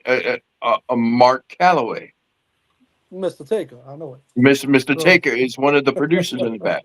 right. Man, So you're gonna have that's that old school feel of the matches, bro, like the storyline build up and everything. Taker got his hands all up on that, you can tell. But So also a side note, a little news dropped about this. I think a news dropped today about this, about that match versus match. The producer behind that Yeah, I heard. was Pete Dunne. Yeah, makes yeah. sense. he was one of the team of backstage people behind the match. But yes, still respect to him. Mm-hmm. Yes, Yes. Well, I I mean, respect Pete's. it. Let's be honest. Pete's psychology was always there. Even as a wrestler, his matches were well laid out. He yeah. just they made him have a niche and made him stick to the niche and didn't let him really flare his wings out. You know what I'm Yeah. saying? That's just bottom line what it was. He kind of got screwed over with the whole when they decided they renamed him and they're like he's like Scrappy Doo, you know, he's like, come on, Yeah, Scoop, let me at him, right, let me at him with right. Sheamus and all A that. They kind of brawler. fucked him up right there. Yeah. And look, he always was a brawler. You go look at Yeah, his but indie English stuff was, man, that's some hard hitting ass shit he did his over there, bro. his Ain't no doubt. NXT UK run was brilliant, and I watched it Yes. when he was the bruiserweight. Oh Mm-hmm. man, that dude! I mean, that dude stood out a mile away from all the rest of them. And that was just another case of you fucking sitting on a pot of gold and you turn it to a pile of shit. But that's just what WWE does best, baby. I'm just lay it down like that. Actually, I That's think what it they was do best. Yeah, I think it was the other way around. They were sitting on some shit, and then all of a sudden turned into gold. Yeah, I mean, Well, with the product on that end of the pond with Vince not involved, he was great. When he came, the regular NXT was fine. When Vince got involved, it went to his career went to shit. Mm-hmm. Yep. him and Tyler Bate. Yeah, That was another one, bro. God damn, the one the purest catch can some bitches come down the pipe in forever in Tyler Bate. I mean, a dude that can legitimately flat out go. He would have been your Will Ospreay of WWE, and you're squandering. Like you let him fizzle out, you let him do his thing, and then you just toss him to the side whenever you're done with. It's bull. And now, You had something there that could have been pushed. but now they're shoot. Now they donned the masks, and it's like now they're freaking stars now. Right. Tyler Bate, Pete Dunne, Yep. Ludwig Kaiser. They're all main eventers now. Yep. And it's like and that and it goes to show how good that match was. I'm like they re-showed the match right after Raw, Mm-hmm. right Oh, after y'all- Raw. y'all They are- showed y'all are- the match y'all in are its entirety. y'all are revisiting AAA. Okay, we had Monday we had a big old discussion about it. Pretty much, everybody got positive stuff, J-Rod, except for Clash in the asshole. Right. Oh Right. man, that's trash, man. WWE, man, just Well, I don't get it, man. Dude, they have so much of a loaded roster, and you shit the bed with what the fuck, man. Well, and that's a great transition because the next thing we need to get into is we ran out of time Monday. We didn't get into Raw, but that's a good transition if y'all want to talk about it because Triple H and the WWE, whether it's pay per view, whether it's regular TV, they are coasting like a motherfucker. They have flat line. The line is they don't get better. They don't do nothing. They do this and they play it safe, and everything is to me just about everything is predictable. Just like any business, baby. Whenever they turn green, whenever they hit that green profit margin, Right. they say we good right here, and then Yeah. let's just roll it. He's You know. right. But you heard about what's happening at Forbidden Door. There's 3 companies all going head to head that day. Well, 4, if we're going to count, we really need to. I mean, you got AEW, New Japan, Stardom, CMLL. You've got all Right. 4 official in there. Well, Right. no. They're going head to head with WWE's NXT, and they're going head to head with TNA Slammiversary. Yeah. Oh, that. Yeah, I didn't know about the NXT, but I knew that. TNA don't have a shot in fucking hell trying to keep up with that. I'm gonna just be Oh no! what it is. That's No. just that is very bad for TNA if they got to compete with that. You know. I'm pretty sure whatever NXT puts out, it's gonna crush TNA, Mm-hmm. Yeah. Mm-hmm. and that's No not doubt saying about it. much. Yeah. All right. No doubt about it. TNA's going 2 hours ahead. NXT's going head to head. Which makes Did sense. y'all hear anything? I'm not changing the subject. Y'all hear anything about SmackDown returning to 2 hours? Someone mentioned that, and I never looked up anything. Is there any truth to that? Yeah, it's supposed to start this month, and they Yeah. go back to 2 hours. Yeah. Well, you should get theoretically you should get a better product, but I'm shocked that they're willing to lose that $1 million in third hour revenue. Only half the year. Half the years will be 2 hours. Half the other years will be 3 hours. Is this against sports and playoffs? Is this the reasoning? So Yes. you got to remember what this time of year is too. So you what I'm got saying. you got your college baseball kicking off with this regionals. You got the NBA finals that's right now. You got The Stanley Cup. world soccer's about to kick off here in a little bit. You got a lot of things that's about to be on the plate. So cutting back right now is the better because now we're able to push just the storylines that we want and not have all that filler. What's going to happen is your ratings are going to flip from Raw to flip to SmackDown, and SmackDown is going to carry you through this time of year. I think because of everything you just said, that's what I was agreeing with because I asked if it was because of the sports. Mm-hmm. I think it makes sense logically. I think it's the better move. Take the $1 million loss and add revenue for hour 3. Get the people only want 2 hours anyway. Quit trying to do filler on the show. Just make it good. I mean, if you flip the freaking watch count though, are you really losing $1 million or are you gaining more? You know what I'm saying? Like you're betting that's yourself down the road now. You know what I mean? that's to be seen as we watch the viewership. That's to be Right, seen. right. But I think that that's what it is. They're taking a calculated risk, and it's not really much of a risk because the last time SmackDown was 2 hours, what was going on at that time? Do you remember? It was constantly beating Raw every Yeah, single week yeah. in the ratings. So SmackDown was the number one show. You Yeah. And know, you know It who was was it behind was that show too, though? it Paul was Heyman. only the number one show in two periods in history. hmm One is Paul Heyman with the Magnificent Yes, Six, yes. and which Vince got so mad he ended up finding a way to fire Paul with these and all that bullshit But and her ruined ass. it on purpose to make the Raw. Yeah. And the second time was, and I was watching it this time, was 2014 SmackDown when the Yeah. Miz was on time and all of that. That was that when they were doing very good TV at the better than Raw. Yep. Yep. Yep. And Yep. and before they went back to USA when they were on Fox, Paul Heyman was the big catalyst to why they were doing so well on Fox. Mm-hmm. Well, I mean, I people can say what they want, and it might never get released because Paul Heyman said he don't believe in discussing what he and Vince talked about behind closed doors. I believe Vince pulled him in and said, "Paul, We need some whatever, good shit. do whatever you got to do. Get Reigns over." And he's like, but Paul was like, "Well, sure, if you give me some creative, take the bloodline, do whatever you call, whatever you got to call. I'll throw you a huge bonus. Get him over. I'll pay you." Mm-hmm. And we know Paul Heyman was involved in all of the creative of the bloodline, all Yes. the way through. He did get Reigns over eventually. I know that Vince probably gave him some kind of big money bonus and was like, "Do it," and he did it. He did it. Yep. It Yep. was. I mean, it's weird. I mean, and I hate to say this about WWE, but everything that they've done lately hasn't amounted to shit. And I'm a kid, man. Like let's just go back to when I was a 4, 5, 6 year old kid. I couldn't get enough of WWF, Mm-hmm. dude. I Mhm. was I so could. wanting WWF. Well, Me- you came up in that '80s golden era too, didn't you? So Yeah, that's I mean, once you've tasted that golden era, it is really hard to say anything else is going to come close. I But could. I but could. listen, the caveat is the golden era is how do I say that?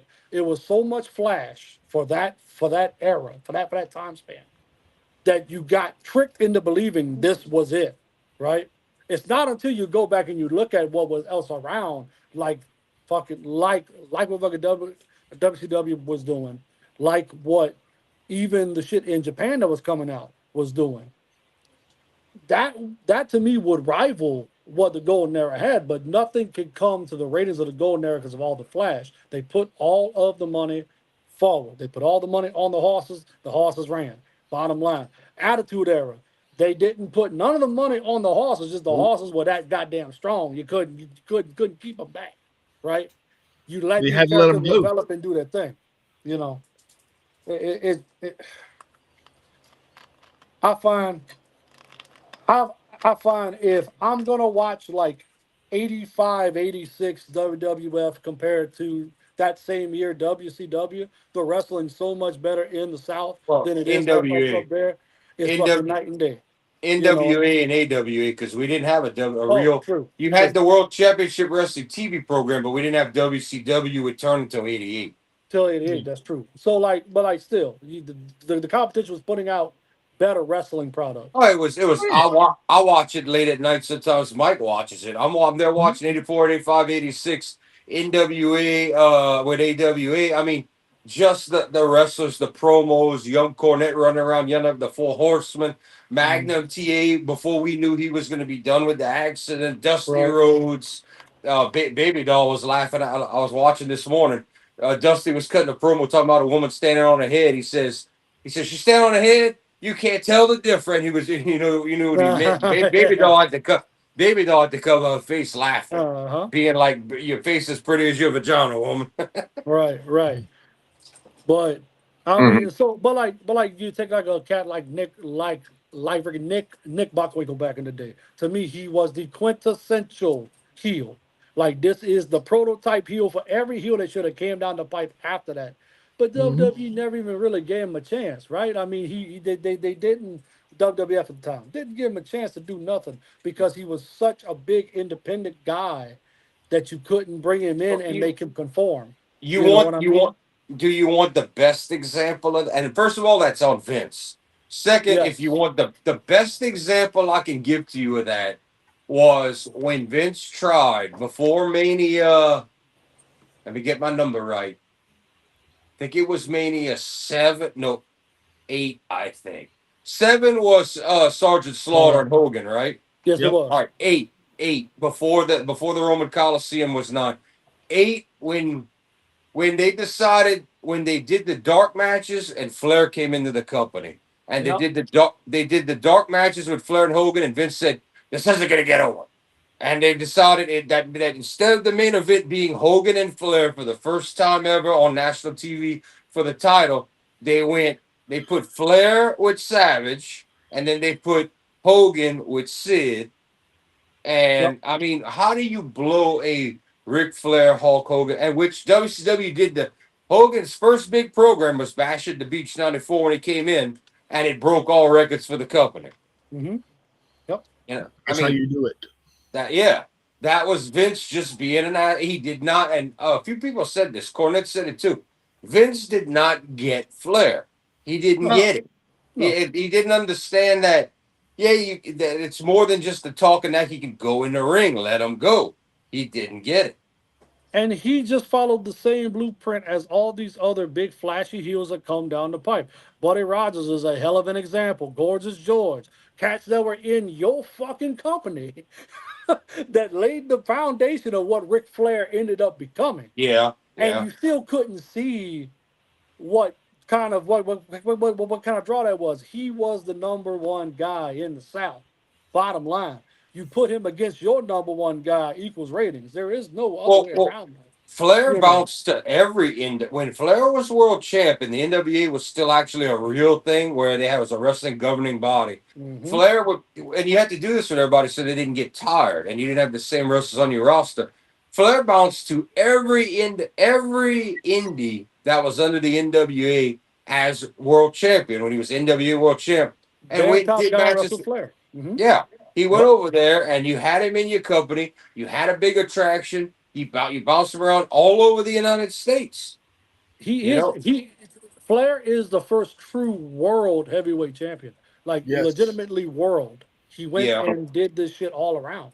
And it yeah, was your top guy versus Flair. And even if that top guy went over all Flair so that your company gets a big whatever, it the didn't. title never changed hands, which was brilliant on that part because you can go back and recycle the shit again down the road, right? Yeah, But you could have never seen Hogan doing that. That shit wouldn't have worked for me, brother, at all, right?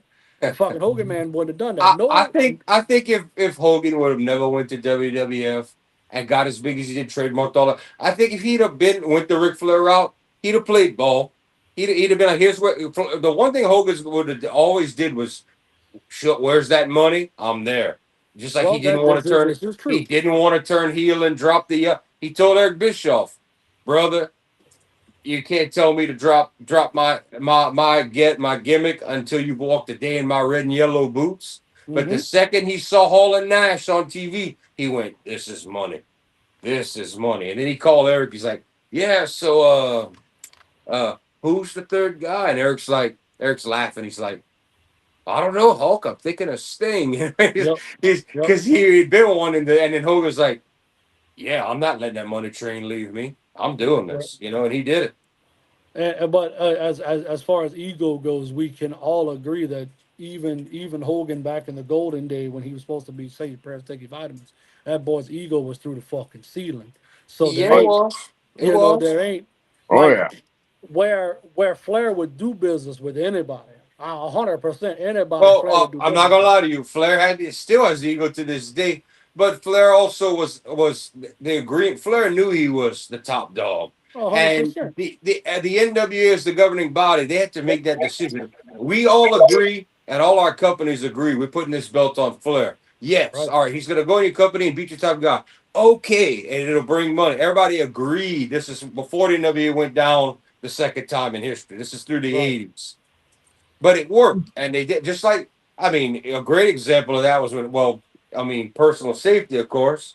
But Hogan went down to Puerto Rico to, I mean, they were like, all right, champ, you ready? He said, not tonight, bro. Not tonight, brother. They said, but wait, you're the champ. He says, oh no. Them boys got knives out there, bro. He says, I'm not dying after that match. He says, I'll drop that title tonight and leave with it tomorrow. And they never acknowledge. Yeah. Yeah. The different people got knives out there. I has not been here long, and I got to. That's just bottom line. Let me go out there and lay down. I'll go out there and lay down. So you don't lay down, we're gonna lay you down for you. Right. Yeah, for real. Don't do that. Yeah, Don't do it wasn't until recently, I think, finally WWE did a show in Puerto Rico. Good crowd, very loud, very energetic. Yeah, but And they yeah, always but was for so but for passionate. years That's- a lot that's the thing. but for years our wrestlers avoided Puerto Rico. Well, the Yeah. Bruiser Brody incident didn't help either. Yes, and Yeah. so I mean that's your Latin crowds in general. Your Latin crowds in general are so passionate about wrestling, bro. It's just like any other sporting thing, like with soccer. Ain't nobody get more excited than a freaking Latin American country about soccer, right? The UK would love to fight you on that, but Oh yeah, the- they would love to fight me. Don't get me wrong, but at the same time, is the God honest truth, the freaking Latin American thing got it going on. Because because you gotta also count Spain within that, right? So Real fucking Madrid is still the baddest motherfucking team that's out there right now. okay, right? okay, but So- if you want to put Mexico with Spain and Italy, I mean with Spain, I Mm-hmm. mean technically you could put the UK. The UK should be with Spain, France, Germany, and all of that. It should be with Europe, right? But they nothing gets but they wilder than excommunicate themselves. nothing is wilder than the soccer fan base in sports. Nothing. Right. But They call them hooligans for a reason, man. They call them hooligans for a fucking reason. Yeah, and that's so. Well, my thing was you always had a gold mine you were sitting on with the Latin American countries, and nobody would go and try that because of instances such as, like you said, the Brody incident, where you had a freaking promoter basically do this to a fucking murder. That's just, Well, let's call it what it is. When you get into third world, and I know people, these countries have titles and places. Mhm. Whenever you get into a third world country, things get dangerous. All right, 100%, because it's real life to them. well, now this is their everyday. outside of wrestling, because I know for a fact he had a team of NBA players on a bus down in Brazil. All right, Mhm. they warned them. They said, whatever you do, stay with the group, stay on the bus. You will be kidnapped and held for ransom. Stay on the 100%. bus. 100%. Yeah. Yeah. I mean, there's just when you get into third world countries, things get dangerous. There's not as many laws, as many rules. That's how it Mhm. works. That's just how things go in these in countries like that. And I know Puerto Rico's part U.S., but still they did have the wildest wrestling crowd. Sure. I mean, they were maybe one step worse than South Louisiana before 1989. Yeah. On that note, guys, I'm gonna tap out because I can't even stay awake anymore. Okay, well, Josh, before you leave, we didn't finish up. One thing, rating for Dynamite from you. Geez. I would give, from what I saw, I would give a solid seven. I give it a solid 7-8, between 7 and 8. I was gonna say, I remember you didn't get to watch the whole show, maybe or whatever. But from what I saw, it was actually a good. It was like one of the better shows. I think finally, what my opinion is, because of this AAA event doing so well, that they finally woke their asses up and is like, okay, we got to start. Well, I'm sure he producing saw it, content. and I'm sure he saw it and was jealous of the main event. But I really think Tony Khan, I said he was going to try to fire up on the success of Double or Nothing. That's really what I think. J-Rod, did you watch Dynamite tonight? I watched some of it, bro. I really caught the accent of it, so I was coming on to kind of catch up to a little bit with No what rating? happened. No Uh, overall show rating? no, I mean, from what I've seen from highlights and all, man, it was a really good, solid show from AEW. Nothing really groundbreaking, but you didn't have to be at this point. You're still building towards your next big show. So overall, bro, I mean, like I said, I didn't watch it all, but I'm from not what gonna I give a rating because of that. yeah, And from Mike, what I'm looking, yeah. all right, and Mike, you're the guy that saw everything, so give us a rating. Me, I saw everything. I had to give it an 8.5 to a 9. Okay. Okay. All And the right. reason I can't give it a 10 again because some of the matches didn't really matter. The El Idolo match didn't matter. The Briscoe match really didn't matter until the end. The Kevin Knight match didn't really. It held what it needed to do, and it told a story, and also it continues a feud and it builds a feud. So therefore, I can give that a solid 8.5 to a 9. Okay. Well, then there you go. Anything else, Mike? Yeah, and the Mark Briscoe, I mean not Mark Briscoe, with the Mark Davis situation, dude, it killed that whole storyline between him and Will Ospreay, and it progresses further for Will Ospreay to take on either Brody King or Swerve Strickland, and we already know where that's going to go. It's going to go to Swerve, and that's going to end up to another storyline where Will Ospreay actually conquers Swerve Strickland because Swerve beat him last time they fought 1-on-1 for the World Heavyweight title. Now, where do we go after that? I have no idea. Do we get retribution or redemption? Whenever are we going to go with a Kenny Omega? Or are we going to stay with MJF? Or are we going to go with the route of Omega versus Ospreay at All In? I have a prediction before Josh. I know Josh wants to go. Yeah. We'll get into the double or nothing real life stuff that happened, all those issues in Raw after. But my prediction is Tony Khan goes, why the fuck not? And we get a triple threat. At That was all great. in, MJF defends against Osprey and Omega, and that way MJF doesn't have to take the pin. He loses the title. He can say he was never beat for the title. Osprey wins in the UK, and Omega helps to put the match over by eating the pin. That's my Well, prediction. one flaw with that is that Osprey is in the tournament to be a number one contender. I think he So loses. Loses. that's going to be a kind of a flaw. If they're going to do a triple threat, it's going to be MGF, Mark Briscoe, and No. Kevin Knight. And Maybe then even a out four-way of the with way. Andrade. I don't see that at all in at all. I think that Maybe a 6-pack No, if you want to go and add no, two more people. at Forbidden Door, right now. Well, that'd be Now, great. yeah, now that all in, what I was at All In, it's going to be Osprey versus MJF. if Osprey loses, gets screwed out of his final in this thing, that's going to be his feud till all in. That'll be the feud to tide him over, or they'll create whoever screws him over as his feud to get there before he goes after MJF. That's if he doesn't win the cup, and that's how he gets in. All right. So has anybody kicked around an Osprey heel turn? Not yet. Not yet. Because Not yet. I think it's coming.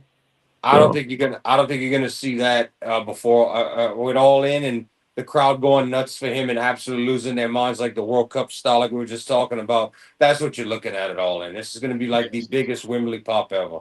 Well, because I can see All In from Jordan's side.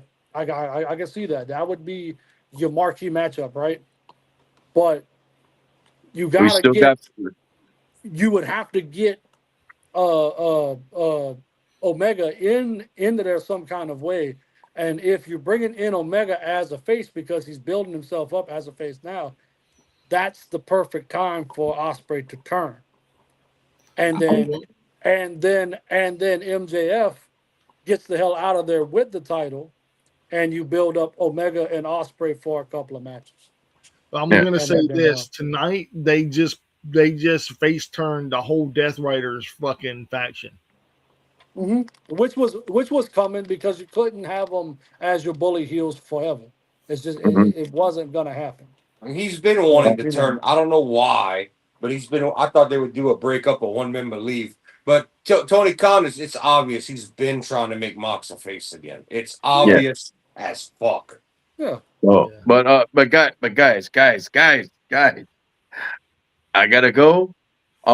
As for Friday, I think I might be on a little late because I'm setting up and doing a community yard sale, and they're having a pre-show from 7 to 9. Oh, So I'm gonna be selling at that. So if anything, I'll probably be. If you guys go live, I'll probably be on at maybe 10 or 10:30. You know what's Jump on for a little bit. Mike, you know what he's gonna be selling for the pre-show, right? yep. That Yngwie Malmsteen album he can't stand from the 80s. Yeah, fucking bullshit, man. What, are you getting rid of Alcatraz? You getting rid of Alcatraz, bro? Fuck that shit, man. That's like some bad soundtrack for the 80s movies, man. Well, you know what? I think Toilet Brush sounds better than that. Ooh. Yeah. So, And all right, guys. both of y'all could suck it because I'm going with anal cunt just to piss y'all off. Yeah. All right, guys. All right. And All right, the big man, you be good, man. Yeah, all we're gonna right. talk And about so remember, it's not food that you can eat, but it's food for the ears, baby. All right, Josh. Take it You easy. good, brother? Later. All right, and away he goes. All right. Do we want to go into Raw, which we didn't touch Monday, or do we want to get into this real life things surrounding the outside of Double or Nothing in that weekend? The only thing about Raw I will touch base on is Obafemi he's got to win the King of the Ring, and Damn He near won't. obvious. It's But- obvious. Yeah. but I think they're take gonna it back. screw him. I take it back. He won't. I take it back. He No, won't. Brock Lesnar is going to screw him somehow. Yeah, but yeah. he's the obvious favorite. Yeah. Well, that's also great to throw people off, but Rollins is going to win the King of the Ring Why though? Why? Yeah. Why would you need that? because he's going to take that L to Reigns at SummerSlam. Dude, I'm going to say this. None of that makes any sense. Yeah. I hate to tell you, a lot of people are saying that's the way it's going to go. I mean, to me, the brackets are predictable. The most anticipated thing in the brackets is that Braun Breaker versus Obafemi, but we know for two reasons Brock is going to screw that over. We know for two reasons. One, it's Obafemi. Two, he's a Paul Heyman guy. And three, who else is a Paul Heyman guy in that match? Brock Lesnar. Brock, If you remember, Braun though, Breaker. if you remember though, at the end of him and Lesnar's match, he yelled out 1 + 1 = done, bitch. This is now Brock. This is gonna be cat and mouse, all right? So if Brock shows back up, Oba's gonna be on his ass. This is that whole cat and mouse chase game. Not if Oba's struggling in a match in a match against Braun Breaker. He won't. They the selling him rupture- as Goldberg strong, baby. They can't. They not gonna make him that weak. They're just. Dude, They're going to find a way to do it. They're going to find a way. I can predict to you what's going to happen at SummerSlam. Oba and Brock are going to have their rubber match, and Oba's going to win. 100%. But they Okay. have to take Obafemi out of King of the Ring because the main event is the main event of King of the Ring is gonna be that Braun Breaker versus Rollins match. That's gonna be the main event, and then on to SummerSlam. Rollins can eat, even though the people are gonna get behind him, he can eat that pin, and Reigns can keep the title because we all know Reigns is keeping the title till Mania. He was on a 1-year run. He begged and pleaded for it and got his wish. And on the other side, Brock and Obafemi are going to have the final third match. They're just going to bypass Brock and Gunther altogether. That's not going to happen. We'll see. We'll see. What I'm predicting is this: he's not going to struggle that hard against Braun Breaker. It's going to be about 3 minutes into the match, and then all of a sudden, Brock Lesnar is going to come out there and squash Obafemi, where Braun Breaker gets the win. And then he's going to stand there, and then Obafemi is going to get up and then chase Brock Lesnar off.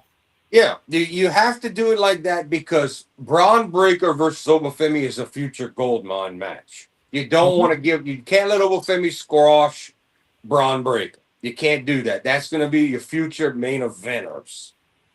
All right. You can't do it.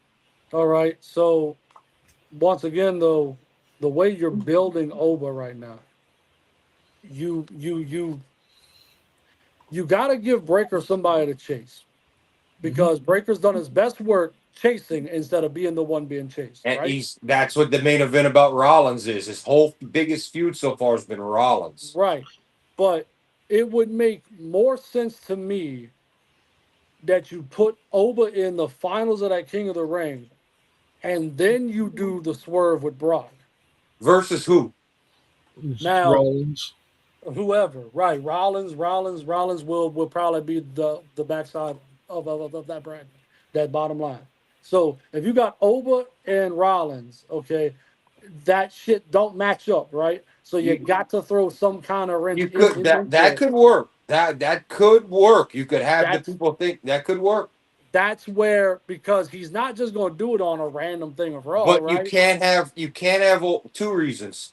You can't have Obafemi just kill Braun Breaker, who's your future world Right. champion, and It's going to be a good match because Oba's given good two, match. you don't want Obafemi to lose a match short of against Brock right now. So the only way to make Obafemi lose is to screw him. You have to screw him some kind of way. But you can technically let Braun lose to Oba, and you have that Vision versus the two guys in the final type shit go on, right? Yes.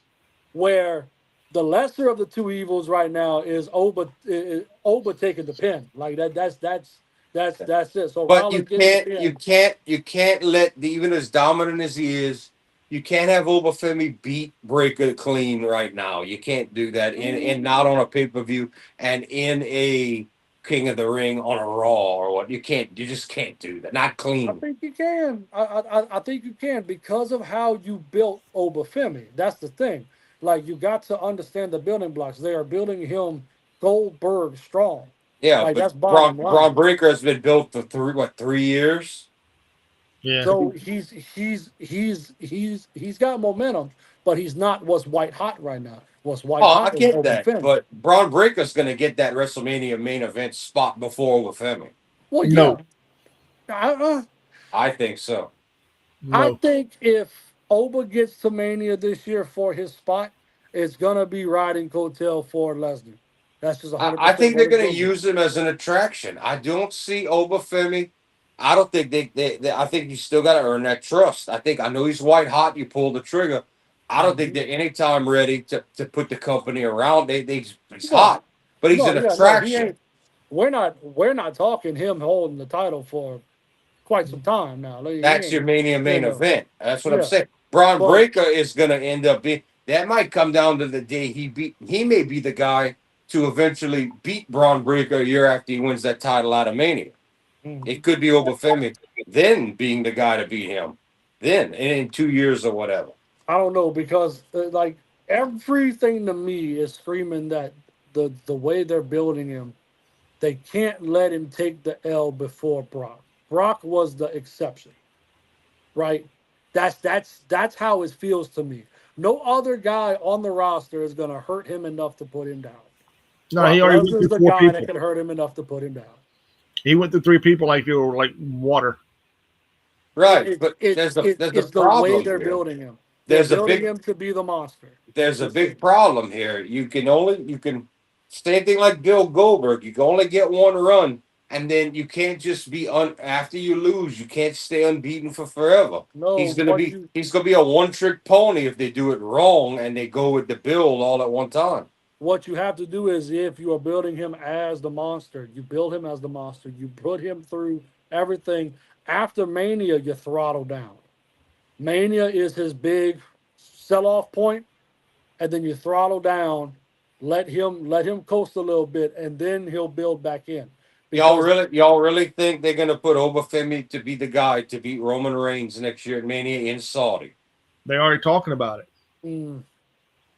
They are. That's the backup plan, dude. If they don't get Rock versus Roman, Oba Oba versus Roman. And you know what that means if Rock goes in that match. Reigns don't drop that title. No. And Rock at 10-1, it's gonna be career versus title, career versus career. It's gonna be career versus title. Yeah, Because that's probably gonna be Rock's final match when he does fight Reigns. Yes. Yeah. And I'm going to say this right now. I don't see The Rock doing it this year. No, I don't. no. I don't. I just don't see him going over The to Saudi. And getting problem, the back. problem, the problem here is they've been trying for year after year after year in his movie deals, his contracts where he can't get physical. I like one of these days you got to plan 2 years in advance to say, "Hey, Rock, buckle down." It's got to happen one day, or it ain't gonna happen at all. It's going to end up being a Triple H where, hey, you got a heart condition, bro. It's never or Undertaker Sting. You didn't pull the trigger. Now it can't happen. Right. If they don't get with Rock and say, "Look, in 2 years we're playing this," or this year, maybe they got it this year and they keep it quiet. We don't know, and he's staying away on purpose. We don't know. But if they don't buckle down and say, "Rock, we're going to pay you stupid money. Don't take any movie roles during the Mania season from Rumble." If they don't do that, we're not going to get it. I'm going to I say don't. this, man. I don't see him doing it in Saudi. Right. I I could don't see, either. I see Saudi paying double to get him. I don't care if they pay him triple. I just don't think That's Rock's going to do exactly it. what TKO and WWE care about is that Saudi money makes Yeah.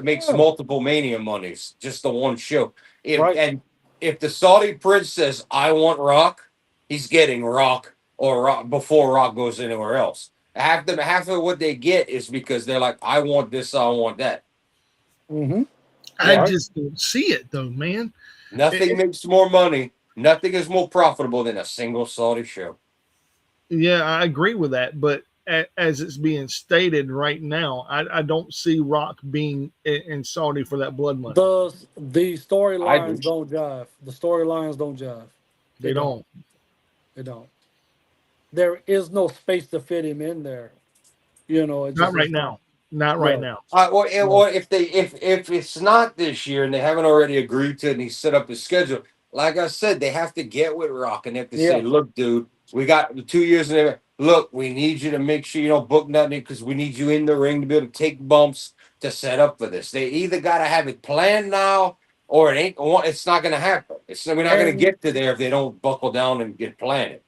and then you would have to make him what fucking mega heel, Yeah. because then you would have Roman with Oh, all this positive thing going on, because the bloodline is in this weird thing right now where it's they're bad. like they're like tweeners a little bit, I guess, It's like bad. ish. The bloodline interest and what everybody's saying they see on SmackDown, like it's boring. It's bad. It's this weird thing because you keep having Solo come stick his nose in with the MFTs, but they're the heel version of the bloodline now, right? Like Mhm. Yeah. they're the heel faction. You want to know a So sad statistic? Would y'all believe the bloodline has been going longer than all incarnations of the NWO combined? Yeah. And yeah, I will say this too, though. It the whole bloodline situation. It to me, it seems like it's run by TKO. 100%, It's 100%. Rock. You know that Rock has the most control over everybody in there. The other two, as for the active roster, Reigns and Cody are very political backstage. It's been known. They say and they beg for what they want. Reigns is the one that pushed. I want to come back and have a year run title. I told y'all this last fall.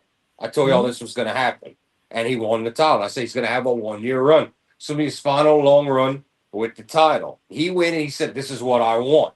Now, who you think if anybody fought him or didn't like it from Triple H to anybody in TKO, who you think he would have went talk to? His Rock, cousin, the cousin, right, Yeah, right, yeah. the real head of And the the table. other interesting thing, I don't think right. Rock just disappeared because he had a couple of bad ideas and didn't want to be on TV anymore. I think Rock disappeared because when he makes that big comeback, it's got to be something big, not something iffy or that's going to be a miss or a chance of a miss. And he Rock knows will and he knows when he Rock comes back, it's probably his final. Rock will be at Mania this year. Of course, he's gonna have his little spot with whatever's going on. Let's remember You in know, Saudi. right? But so once again, you would have to do a lot of creative. As far as the two that go, it's obvious that Reigns is Rock's choice, Cody is Triple H's choice, and those are the two that's being pushed the hardest, right? It's bottom Well, line. you Speaking see, of, I know you ain't been on a lot, J-Rod, but if anybody still as fucking needs that heel turn, it's Cody, bro. It's Cody. It's He's still. been due, but you every time he's gonna be that one that gets real close. That tweener, he's right there. He's about to turn. We can see it, and they're gonna pull him back. They're gonna tease that Cody motherfucker and has they'll to pull him go. back. Cody has to go full heel in his current WWE contract. He has to go full heel, or the people are going to turn. Cody's going to be nothing. He has to turn heel 10 times before Punk does. So, I don't see another heel turn for Punk any time I soon. do if he comes back more than part time and sticks around like Cody's been sticking around, and he'll get steel too. Problem is, Yeah. if anybody needs that heel turn, it's Cody, and we haven't had main Well, event Cody heel in WWE ever. Not main no, event. the We only the have only main event heel we had for Cody was fucking New Japan with the Bullet Club. That was the closest we ever got. the Kiss the Ring era where Right, he right. was so over as the ROH and New Japan, Mm-hmm. and he Mm-hmm. wasn't main event in New Japan. He was actually teasing the group having struggling, giving Omega trouble. Getting Eventually, down. they all got Yeah. together, and then they got jumped by the Tongans, and the Tongans were going to make the firing squad, and that all got fucked up when AEW was created and Cody Right, left and all of that. Yet right. again, we got fucked by AEW. Mm-hmm. But at the same time, to play devil's advocate for a bit, say you turn Cody heel, all right? What face do you have right now? None. Well, if anything, there's an abundance of faces and not enough good heels in WWE, and AEW almost has the same problem. Shit. But when I'm talking about a face, I mean a guy, not just a good guy, right? Because you got plenty of good guys. I like you saying, right? Face as in who is the guy that you run him with? Because he's got to have one out of the We gate, haven't had Punk and Cody yet. Okay. Well, right? And you could solidify old Pepsi You Phil haven't as had a we had Rollins and Cody. They did all that right. already, one way or another. But You could we didn't have face Rollins versus Cody. So if ever you're desperate, you can run that. You haven't had Braun Breaker face versus Cody heel. You haven't had Obafemi who's over versus Cody yet. Okay, There's a, so if you build up Oba, okay, that's one yep. possible. But at the same time, how far down the line are we talking? Right? The amount of how long Cody can stay healthy because he's older than the rest. Cody. He's not as old as Phil. Cody, Pepsi Phil yeah, got yeah, him but beat. all of him, Cody, Phil, Rollins, they're all old. They're not Obafemi. They're not Braun Breaker. Right. They're not the new generation. They got some young studs in there Logan now. Paul is injured right now and has not even had his WrestleMania main event yet. Which Logan Paul is gonna be. He's gonna be the next good heel. As much as I hate to Logan say that, Paul, Mike and them don't always agree with me on this. Logan Paul, have you ever in the history of WWE? I always go back to the original one. And mhm, I think Vince saw this formula and Triple H does, and they stick to it. I feel like Edge created the smaller guy that's willing to be the Weasley heel, that's talented, that can be. I feel like Edge created that spot. I feel like CM Punk took that spot at one time. I feel like other guys have. I feel like Seth Rollins is that modern day guy. I feel like Logan Paul is that guy to be the main event Dick heel that's willing to do whatever, but is talented enough to go in the ring. I feel like Logan Paul, if he comes back and he's not damaged after this injury, I feel like Logan Paul is that next generation after Seth Rollins to be your top heel guy that could go in a ring. That he's got the same build as all of them as well. All right, I gotta yeah, stop you right there because we're talking about injuries now. Braun mhm. Breaker may be injured again as well because he's been limping right after the Raw. And if he is injured again, what do you do with the Vision? Do you take it off? Do you keep it? Well, before You we go with the well, two let's that's there. You go with the two that's there, and There's you run only it. one there. yeah. I mean, before we jump there, True, because Logan's let's not there. let's find out if Braun was selling or not next Unless you week. bring in this new, they've been talking about here recently a new member coming in. The Unless only you other bring that guy up from NXT. No. unless you bring him up, because that would and that would be emergency type shit. Right now, And you know something else. uh, If you have another guy ready, if Braun, let's say Braun be really injured and you need to keep that group going, you pull Ego. Braun out if he needs a surgery, he's injured. You put another guy in to take his place. Braun comes back as the outsider and the babyface. That gets him over if he comes back.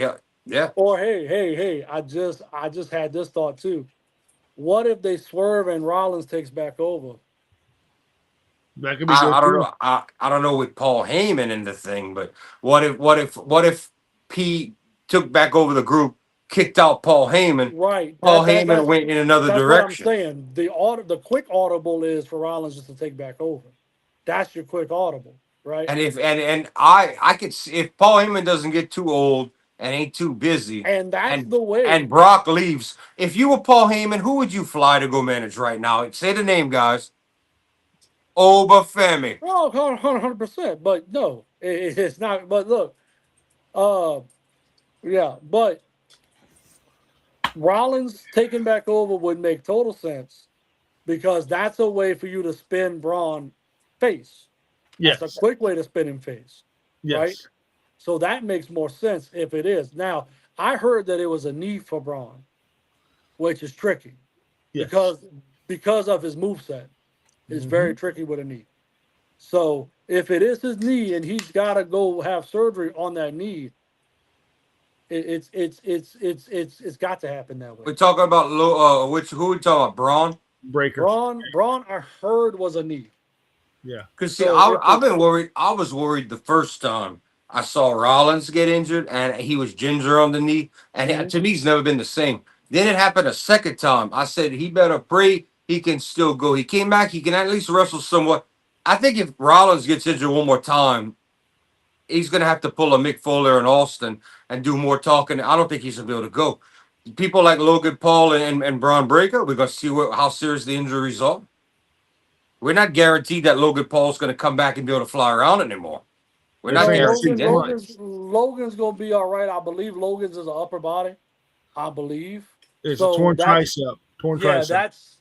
that's gonna be a hell of a lot better for him because his move set is more leg Acrobatic. based, right, than it is upper. So he's gonna be fine. He's not stretching nobody out, no catch as catch can type shit. He's just Right. flipping around and doing that shit. So he's gonna be fine. Right. Right. Oh, another thing that I heard with Slater, because I went do a little research when I heard that shit was getting hot between him and freaking WWE, right? With who? Him and WWE. Who's Shit's getting a him? little hot. Who? Slater. Heath Slater. Slater? No, not Heath. Leon. Oh, okay. Leon Slater. Oh, Leon. Slater. I heard that shit was getting hot between them two. It's probably gonna be AAA. It's probably gonna be AAA. I read a report 2 days ago that said that he was undecided and that there was a home where elite people wrestle Mm-hmm. where he is looking to go. Yep. However, But he's pitching. So from what I dug on, it's contract negotiation. So They probably want him. You know, everybody's taking the pay. They want everybody to take the pay cut. One big name has agreed. Others have left, like New Day. mm-hmm. I mean, I don't think TKO has paid the executives at TKO gave themselves massive raises this year. 51 one or two guys are under 50 million they're making in this year. Right. Like we have guys making 50 and 60 million this year. It's insane. And can't keep talent happy. What they need to do is they need to install a salary cap situation where they can have extra money on the side Well, to pay these guys to come Yes. in and do the well, here's your problem with that. Their solution is kill AEW, and we can control the pay narrative and pay all our wrestlers less. That's TKO's goal. That's the whole squash them on the network. The whole idea is kill TKO so we don't have competitive pricing anymore. AKA when Vince bought WCW and ECW, and we all know how stale the product got. Not to mention the botched invasion. Right. well, this is what's going to happen. This is what's literally fixing to happen. all these people, they're going to go, like you said, well, a salary cap, and they're going to give bonuses to the best matches, and they're going to give bonuses to the guys who can talk the best. That's exactly what's going to happen. That would be the most logical thing to do. I see it. Because you have all of this money floating around, you need to put it where it needs to make you money. And I'm gonna tell you something else. Bottom line. I'll tell you something else I noticed, which lines up with what y'all said. I find that in the TKO era, they give you about 8 to 10 months to get over if you're newer. And if you don't get over, you get the boot after Mania. It's like we put you on TV, you sink or you swim. I think that what? Trick Williams is sinking. I know you hate. I'm not taking up for the guy, but I know you can't stand him, Mike. But these NXT people, always being Corbin, bro. These new NXT people coming up, and who's on the main? Everybody on main roster. They're gonna. I think the whole point of this King and Queen of the Ring tournament is Trick is protected by Michaels though, so he's not going anywhere. But I'll move on to Trick is 100% protected by Michaels. This tournament they're doing where the fan vote. Or they claiming that whether you win or lose. To me, TKO did this on purpose to see who's going to get cheered. All right, why are we paying this guy if he's not being? To me, that's TKO saying, let's see what we're looking at in the next 6 months and who we're going to keep and who's worth paying and who ain't worth a fuck. And we're going to get rid of him. Bring in the next thing, the next crop. Oh, he's no good. Get rid of him. Keep her. Keep him. That's what I think TKO is going to do. Only it's going to be faster than old school WWE. Yeah, you got to remember how much talent is out there, right? And how many horses WWE is hoarding within the stable right now. Okay? Well, the main reason they're hoarding is because Tony Khan was like an idiot, challenged them. If he would have kept his mouth shut, there wouldn't be this talent war. Correct. Oh, buy this talent to get him away from this company. Vince said it himself. He was paying Finn Balor not to go to AEW because he would be a star. He was not letting Kevin Owens and Sami Zayn go and pay them bigger contracts because he knew AEW wanted them.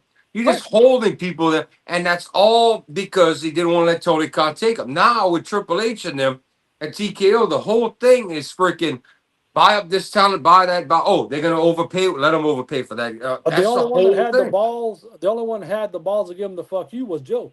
Samoa Joe gave him the fuck you and was like, no, I'm going chase wrestling for what wrestling is. But to be fair, we all know Joe's at the end of his career. He made 100%. His career. Joe's making his retirement money right now. Right. That's what Joe's doing. Joe just said at the last show, see you guys later to his group. I'm going away for a while. Joe's probably gonna be a part-timer. I love Joe, don't get me wrong. Mike loves Joe. You love Joe. We all love Joe. But Joe is a made man already. That's the difference. Joe's not a 23, 24-year-old kid trying to get on main roster and make over six figures. Let me tell you what Joe is. This is exactly what Samoa Joe is. He ain't about playing the money. Yeah, the money's good. That too. But Joe is about he's a purist at heart. Yes. He is just like Bryan Danielson. Whenever they realized that they were not being used for wrestling and used for as an attraction from where they come from. Yep. Fuck this. That's just, they are real. The best way to put it is they're real dudes. Yeah, but let's not. The money. But Mike, in all honesty, these are not kids. These are older men that have lived life that understand it. The kids want to take the chance. They have something to prove. They got to make these guys who are already made, and they can make a call like Punk can make a call like that because these guys have made the money. They've made the name. Anywhere they go, and no one's ever going to forget who they are. They're cemented in history. It's not a young 20-something-year-old kid coming to try to prove himself and finally get into six figures and then seven. It's a whole different ball game for these guys. And these guys are all older and have had life. They could say it's below my standards to be treated like this. Or no, I want to work respect. You can do that when you in that. That's like being going from the former of the company to being like an owner of a business of a company versus I'm a helper or a gopher that's become one step above a regular class worker. You know, there's a big difference there. In other words, what you're trying to say is it's they are now what you consider a foreman or like a job site. They're a foreman or they're or architect, Now, Yeah, they're above the regular pay grade, and you guys go do that over there. WWE's over here. All right, Gopher. Let's see you do the job without a helper. Let's see you got so either you do it or we get rid of you. TKO said. Guys like Joe and Brian and Punk and all those guys are sitting in the break room as long as they feel like it because they earn that respect and they make Right. that big money. These are the guys that have bought stocks and shares into the company they work for. okay, now speaking of which, Trick Williams, in my personal opinion, Okay. no, Let the hear man me out. speak. Let the man speak. Hear me out. I He want hates this it. man. He hates No, it. I want him to succeed. I Mhm. do, but his in-ring work is not there. It's His not. promo skills are not there. They're not. And to be honest, he is. Whenever he was TNA World Champion, everybody was like, "Oh man, Trick Williams has got it." What did he have? He had a second-rate fucking championship on a third-rate television show for no reason. And then when they transfer him He's over not to it. WWE, I agree with you, Mike. He's not it. he's not it. And then they give him a U.S. title to see if he can sink or swim with it. He is sinking. Because I he's agree. protected by Michaels. He is He ain't Michael's protected. choice. He is He ain't Michael's choice. No, And that's the bad thing. Because you got a guy like Michaels that endorsed him, that says that he is gonna be the guy. You're going to give him a way longer leash than you will anybody else. Now, with that being said, for his market, which he has a market, he is turning eyes on WWE that turned away from them 6, 7 odd years ago. Okay. And I'm not going to get racial with it, but you know what I'm talking about. I Right? do. So, with that being said, Michael saw him as a young Rock. Okay. That's how Michael saw him. Listen, it's how Michael saw him. He has since then proved Michael's wrong on about everything that he said. However, the leash is still there because as long as he keeps drawing the numbers from the other side, he's valuable. That value outclasses his work. And that is a corporate thing, not a actual wrestling thing from You know our who should standpoint. have that spot? Carmelo Hayes. I could agree with he would be better in that role. You know what they're trying to do with Trick Williams? They're trying to make another Ricochet, another Kofi Kingston. That's the idea. He They're ain't trying to do that it. gifted. He's not that I gifted. I agree with you, Mike. I'm not giving you any fight on that. I don't think he's all that. That's what they want him to be. That don't mean that's what he is. I I'm mean, not, you, like you, I really believe they want him to be a second young Rock, bro. Like I'm talking about a uh, motherfucker that could figure it all out in the thing, and he proved them wrong. He proved them wrong that he cannot do what he's doing, but he still got the cushion underneath his ass. you, And you until want to know? that You rug want to, gets pulled out, we stuck with it. Mike? That's just what it is. You want to know? You want to know? He's into the other company, but you want to know who would be the right guy in Trick Williams' place and give him what they want? Swerve. No, no, yeah, but no, I Where won't. would be there? To me, Swerve's higher. Um, Kevin Knight would be the Oh, guy to me. dude, don't you ever discredit Kevin Knight. I didn't Never. discredit Kevin Knight. Oh, I yes, said you did. Yes, you did. He's saying Knight should be in No. that role of that next guy, that high flyer, that talker that could do. No, Kevin Knight should be what they think Trick Williams is gonna be is what Kevin Knight would succeed. Well, Carmelo Hayes is that guy. There you go. That makes perfect sense as well. But That's Carmelo fine on Hayes the is WWE your side. workhorse. That is your workhorse, That's right? fine with me. But And but that's where they're so the biggest difference between Carmelo Hayes and Trick Williams is the personality. That's the yeah, biggest difference. Trick Williams does not is not good on the Trick Williams is not a winner on the mic or in ring. He's not.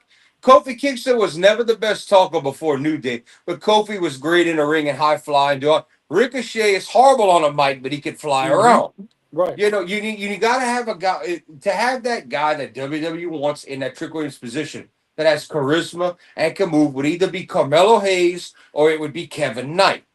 Not Kevin Knight. That's So discrediting. Hayes. You're saying Kevin Knight's not good enough. Oh, he's better than that. That's why you'd put him in that role.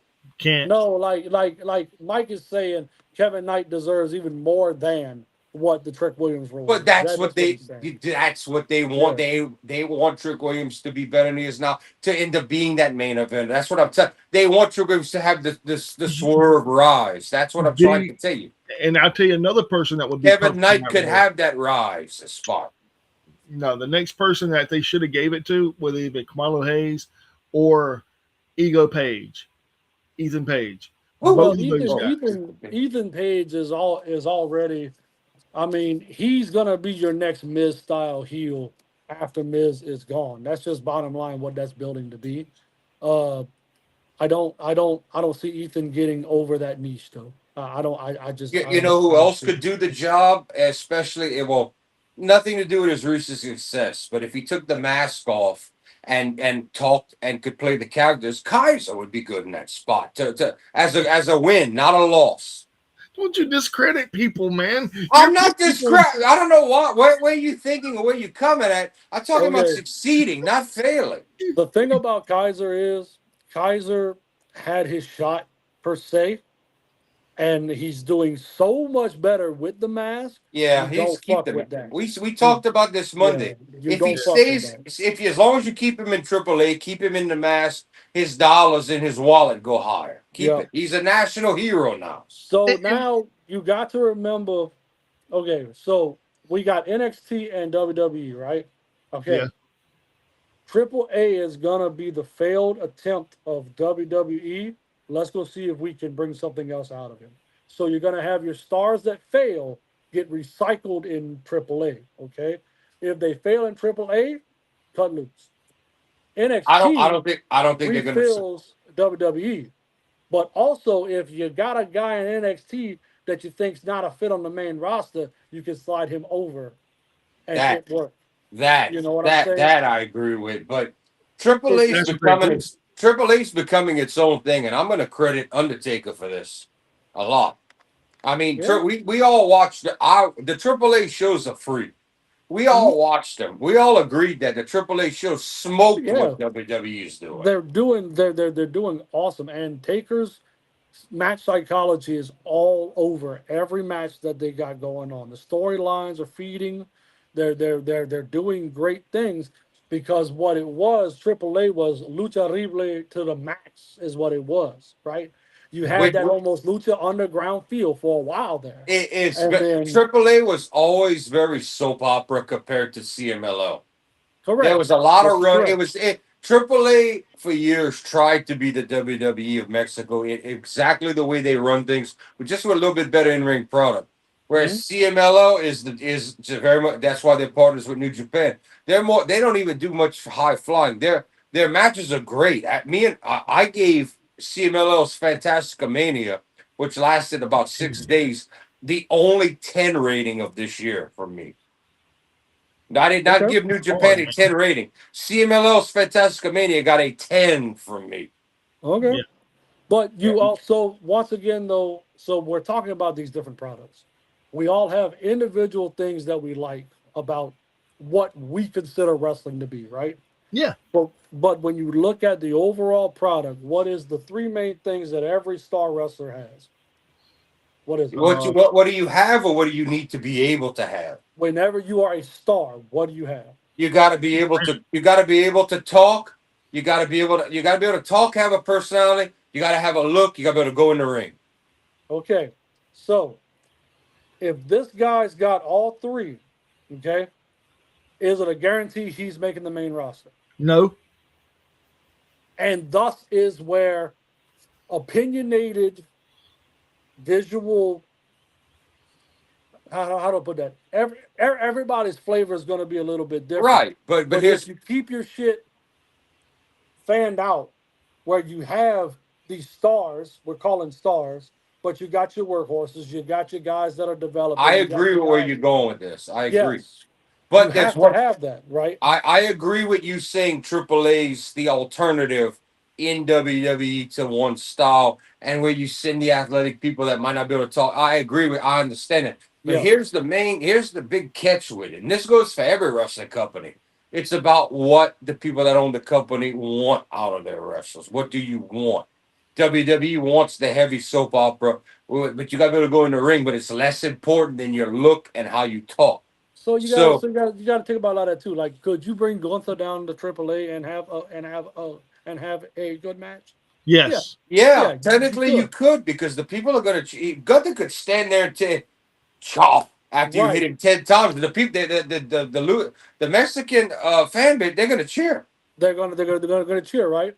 Could you bring like so and that's just style, right? So he's got a very technical style that translates, but he doesn't have the high flying ability, right? But you But he don't can need. still Look go. at Omos. Omos stands there and he's over, and because they like Well, how he's a big he giant, is, right? He's one of the last true giants that's there, though. I mean, that's bottom line, right? and He is and it was smart that they sent him there because he towers over the smaller Latin he is an American people. attraction. That's bottom line. He Well, is the no, Andre the he's Giant, taller. He's you bigger know. built. Most of your Latin American guys are shorter, so Oh it makes yes, Omos seem taller. And So yes, there's Omos comes and, across as Andre.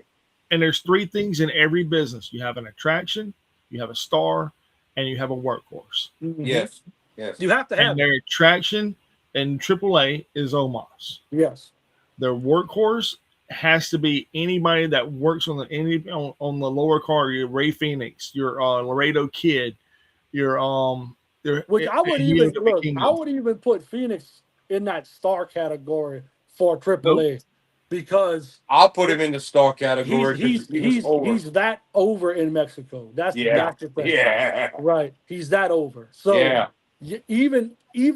even though by American standards he might not be at that star level, he's at that star level there Well, for there you go. Yeah, 100%. Hey, and look at his brother in WWE. He's at that. he's He's a such a star. star. They got him on the commercials, dude. The Penta turbo the had tur- the Penta always had TurboTax the commercial is charisma. hilarious. Penta always had the charisma to do it though. That's a big difference Do between and do him you and know him and how him do you and know how Phoenix. good you have to be to have charisma wearing a mask where you don't Yes, see facial expressions, yes, and that's yes, how good you have to be to have. hundred That's how percent. much how good you have how much charisma you have to have when you're a masked Templario, wrestler. Templario. Mm-hmm. Yeah, Mm-hmm. Yep. yeah, go Hundred on. percent. 100%. Which And Andrade's ripping off his gimmick now. which is fucked up. He doesn't earn he didn't earn that shit. Fuck out of here with that nonsense. I mean, the That identical sitting on the women, getting the women to kiss him and all that. Yeah, identical to what what? Templaro has been doing. Right. I But love so Templario. yeah. Oh, But you the spot Mike loved, I love too. He was all cocky and all great getting away. Your boy got the upper hand on him. He's sitting on his ass, scooting away outside the ring. No, no, no, no, no. mm. Looking Terrific, terrific. around too, man. Like so he can pull somebody in front of him. That's what it looked like to me. That's old school hill mentality. That's psychology that needs to be This was like Devin, Josh. yeah, This was part of why we gave that show a 10. That Fantastica Mania had all of that in it. yeah. And none of these guys could speak English. And we gave it a 10. So at the end of the day, bro, psychology is the biggest thing for all of us, right? Because we understand the business different than your casual viewing wrestling fan, correct? Exactly. There is a different level to this shit, right? I As like far to as it think goes. that that's the point of Ringside Rants, this show. And I Yeah, think people like to watch the fact that we dig in not only the reality and the behind the scenes, but that we really get into the reality of the talent, the psychology. I feel like that's the strong suit of what we do. And, right, dude, because I'm gonna be honest, I don't want to dissect WWE. I don't want to dissect AEW. right. I want to dissect the actual performers that actually showcase what they can do. Well, I like both. I like to do the talent and I like to do the business. Well, yeah, Right, I yeah. yeah. like both. The business aspect of it is right now under a bunch of hiatus and a bunch of hot water, especially on WWE side. But WWE's the most profitable one right now, thanks to TKO. Yeah. but they got a lot of issues happening in hot Mhm. water right now. Well, because you got Short of the Vince bullshit, which we've been talking about legally, that the new shit about the merger, they're not really in any trouble at all. TKO WWE. I mean, that's the whole reason they're coasting. They're making hand over fist, and they're like, we're not even worried about any competition because they're with leagues. We're in a, they're on the other side of the earth in a race, and Dude, they're that's not. talking. And They're I know talking none of about us think WWE is the greatest product today, No. but there's no denying that they own the bank that the money is in. They oh, own the dude, brick and mortar. The they're two talking about like biggest, a $500 million freaking lawsuit against them now. Yeah, but it's not gonna go. If they got with the lawyers and when Yeah. everybody gets paid, it's not gonna go. If anything, Vince is gonna get billed a huge fee, and Triple H and Stephanie are and Nick Khan are all in it too. If anything, they're all gonna get what would be considered for us driving major traffic violation fines. Mhm. But in the idea of millions for them, they're all gonna get fined for the idea that and the same reason Tony Khan sued years ago because he tried to buy WWE and they locked him to where he was the third or fourth position. And the whole thing with this merger being sold was the idea was Vince thought he was going to get his company back, Right. give up a little bit of power and get it back. And it would have worked if it wouldn't have been for the scandal. It would have worked. Now he might still be in legal shit today. The company would be in big shit if he was the owner today. But Vince and them, by the time they get charged with anything, and I'm not even talking about the sexual stuff here. I'm talking about the new stuff about the merger coming up. Vince will be dead. Well, but that too. That too.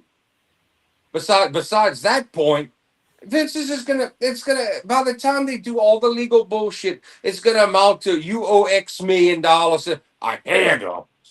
Yeah, yeah, no, money is gonna make that go away. But you got the two major companies in the world right now that one is run by people that don't understand wrestling at a fundamental level. Another one that was owned by a wrestling fan. A fan will not make a company good. He won't. He's going to he's gonna feel like he's involved and he's gonna do the thing. He's gonna fanboy in the booking.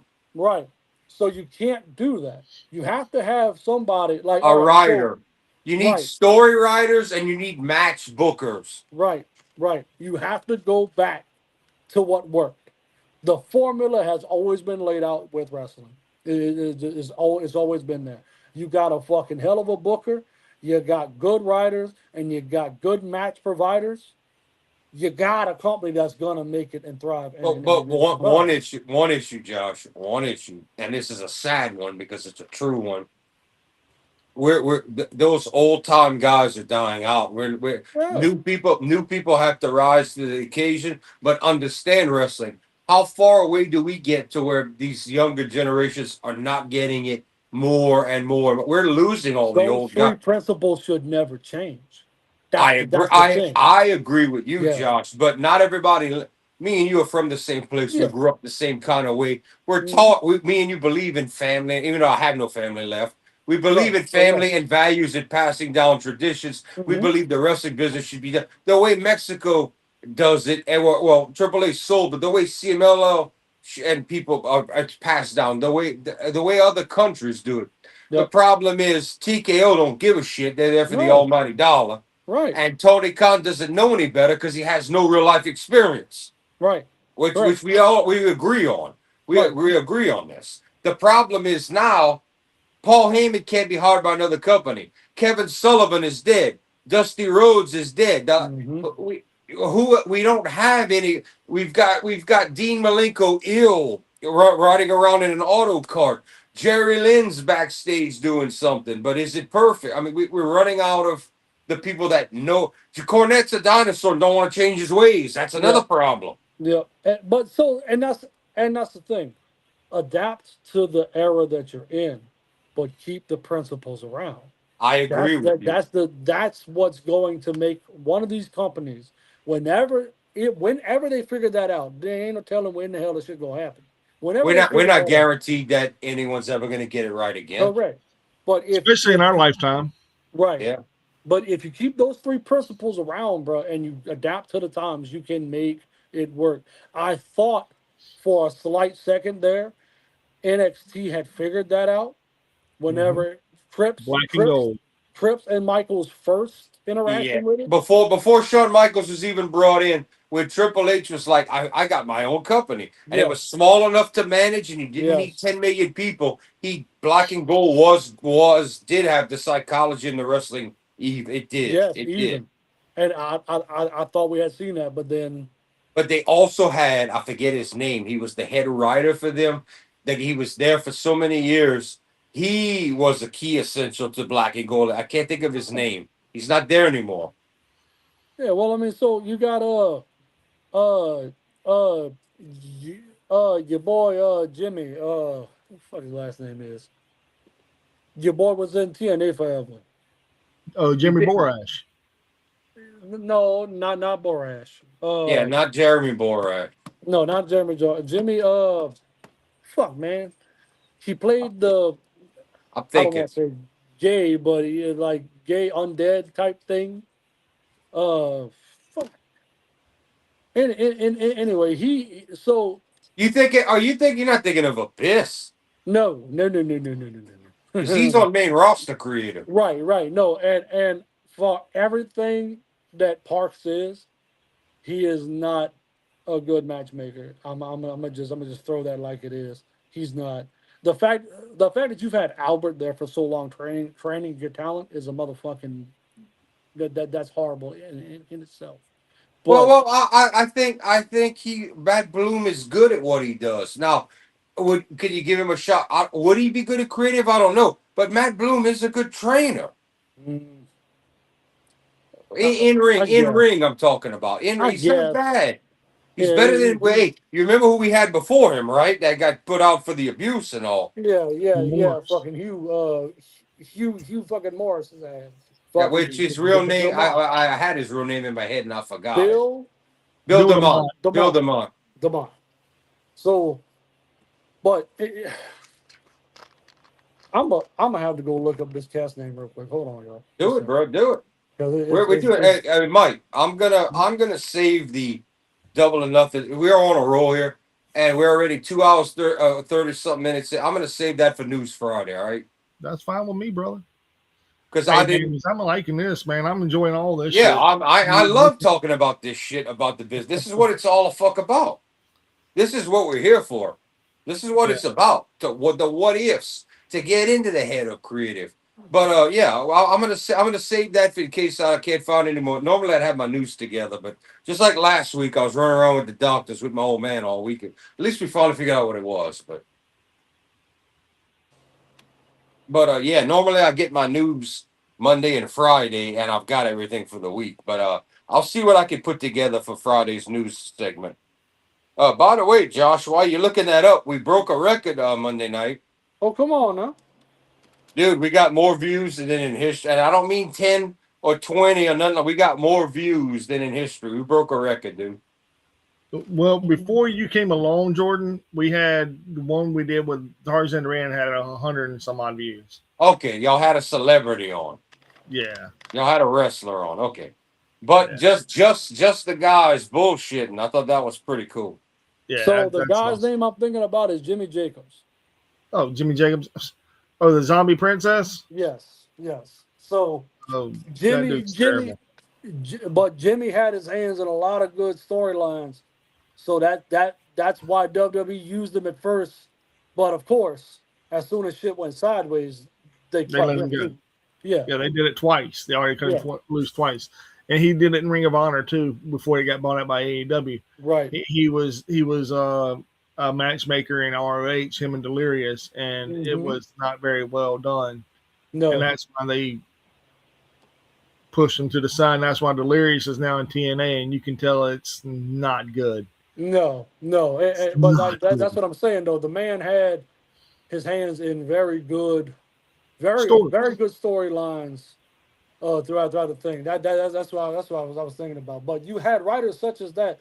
To me,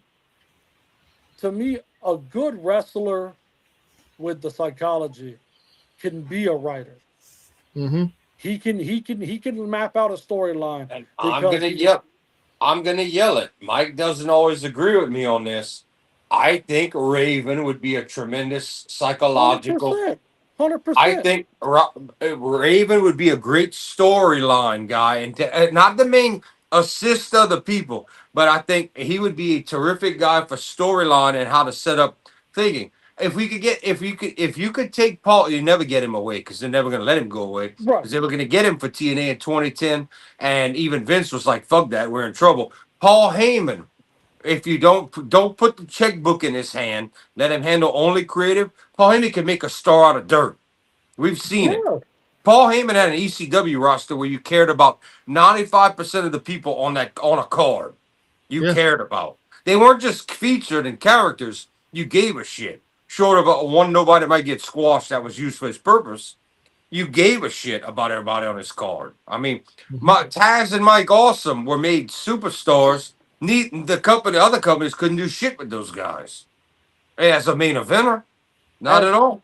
so, as far as minds for the business, Paul Heyman is going to go down as one of the Yes. top, if not the greatest mind for the wrestling business by far. I don't know if Right. he's ever going to get the credit because ECW in its heyday, we love ECW, we all do, was never mainstream. I don't think he'll ever get the credit for that. I think Paul Heyman's going to get greatest manager of all time. They're going to hand him that shadow of a doubt. No, he's going to pass up anyone you can name. Paul Heyman's going to be considered the greatest manager ever to exist in pro And that's wrestling. and that's hard to say whenever you got a legacy such as Bobby the Brain Heenan to follow behind it. But Yeah, Bobby's was he's already, while still alive, past Bobby. right. Bobby I don't was a know, great. baby. I don't know, baby. Mouth of the South, Jimmy Hart, baby. Mouth of the I South. was getting ready to tell you, Jimmy Hart was a legendary manager. Yes, he Paul was. Heyman has crushed it. Paul Bearer, Paul Heyman has crushed him. Paul Heyman has flew above all the top man. There's nowhere, and he's still active, still alive, still active. And I agree he should get that. And I don't like that would be his greatest achievement. When I think he was a great creative mind in wrestling, what he did with SmackDown, him actually finally getting reigns over in the bloodline, everything he's done. And, I mean, what he did in ECW, we know this, but we're like, yet again, I'm back to it. We're running out of those people that are alive to make. And how many businesses like a TKO that don't have a heart and soul for the business care about, or a Tony Khan that don't give the time of day because he wants to pretend he's a genius and runs a fantasy book? How are we going to get anybody that's left in that position? If Scott Hall was still alive, he would be a tremendous storyline booker. He was so creative when he was sober. He was so brilliant in psychology. I don't mean just in a ring. He Now, gave so many wrestlers ideas and thoughts and what to do. So many people took inspiration from him backstage, just being on. He was also brought up around them motherfuckers too. Yes, he Yeah, was. he was yeah. There's a reason Dusty there's a reason Sabisco fought him over control over WCW and they had a storyline together. And there's a reason that Dusty turned heel. And both of those guys were close to Scott Hall. Mm-hmm. Both those guys were close. Sabisco is the one that suggested, well, no, don't play interest music and let Scott come out when he's not signed to the company. Have him come through the crowd. Have Right. it that first time that was Sabisco saying, no, don't come out through the interest. You're not a wrestler. You don't work here. Come out through the crowd. Sabisco said that. Scott loved Larry and Dusty as much as however it was played on screen with Sabisco, and he always looked up to. He loved those two dudes. Loved them. yeah, Right. man, because I mean, look at it like this, man. Um, Hear me out and just listen to what I'm about to say because it's the truth. Well, do I need to sit here and listen, or I'll go get a beer and listen, which takes all of 8 seconds? Go get a One, beer. Go get a beer. But anyway, four, we don't have a lot of these old cats that used to wrestle being managers like we did back in the day. 8. Who do we have now? We got who? One I person. told you 8 seconds. You got Jake the Snake Roberts. Right. And then you had Arn Anderson for a hot minute. It's just damn shame when sober. Tony did not say, Jake, let me pick your brain. Please give me some advice. That's a damn shame. When Jake first came in, Because that Tony Tony's a didn't. fan, baby. Because I Tony's know a what fan. he is, And but it's a damn shame. Jake, Help me make this better, Jake. Bro, How about a psycho? not only Jake though. When AEW started, the wealth of actual psychology that was around Tony Khan at that time, it should have been a no fucking brainer. Let He these didn't want. boys, He wanted to be the be all, see all, and yes, have his dream matches, and he called it. We watched this in ECW when Paul tried to run everything on a smaller scale. It can't be done. nope, nope. Just because you got the money to throw it around, and that's the biggest difference between AEW and ECW. ECW's product was so much better, but didn't have the backing. Where Yeah, you had exactly. AEW's got all this backing, but the product's lacking because you don't got a guy that understands And where this shit needs to go. that's two reasons. One, Tony Khan had no prior experience short of being a super fan. And two, when you're born into money, you don't know what it's like to really truly not only That's lose fact. money, but be broke. But You don't know how to be broke and work up from nothing or worry about losing. all That's right, fact. but hold on just 1 second.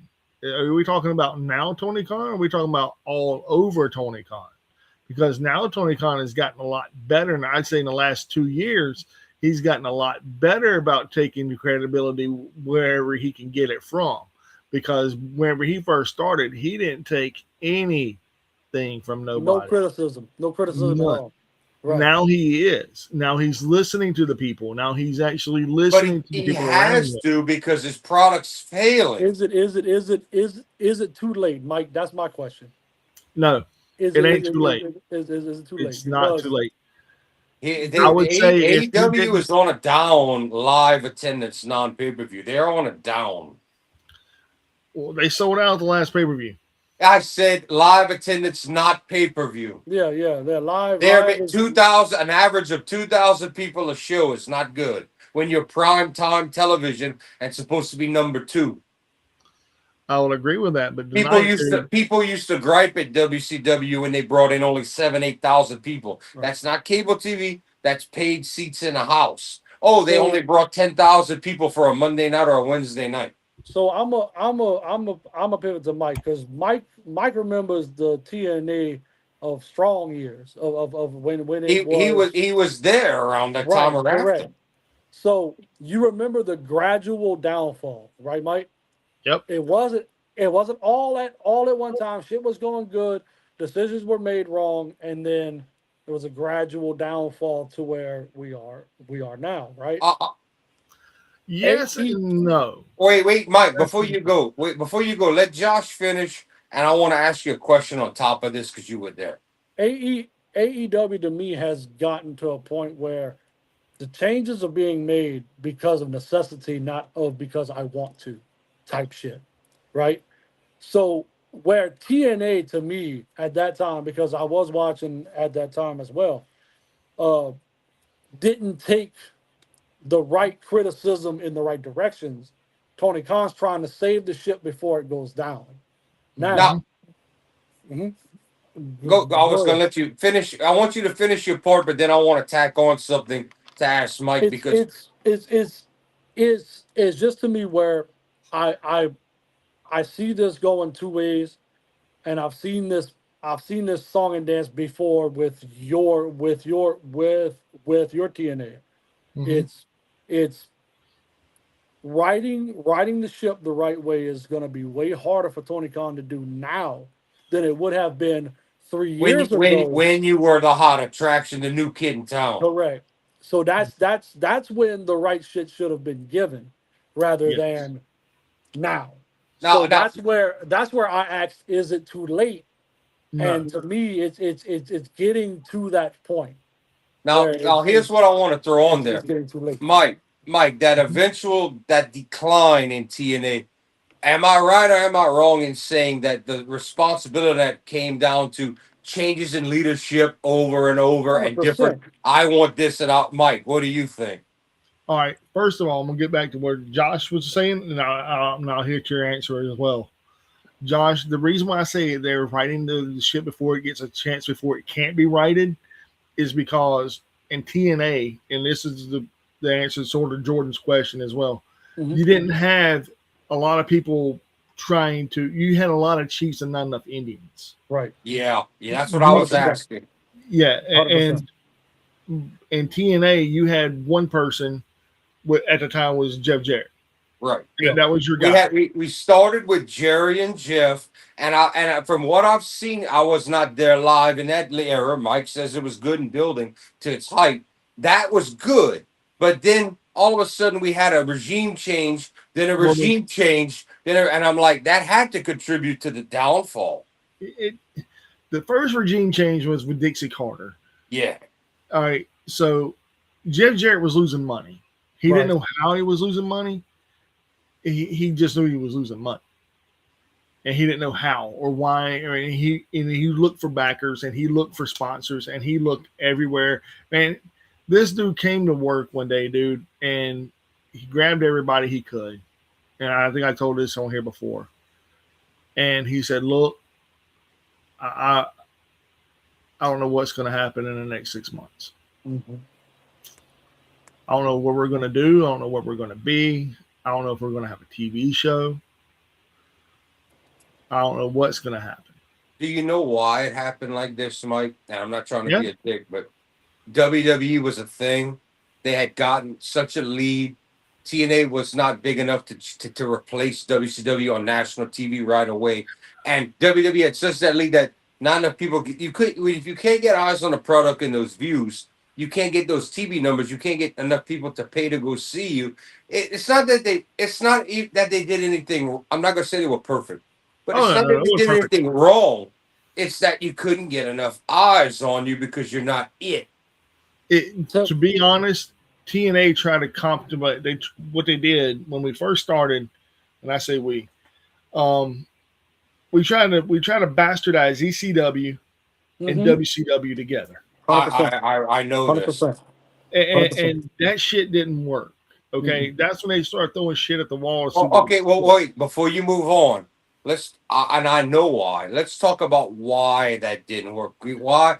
The obvious answer is it happened. It was the same reason NWO 2000 didn't work.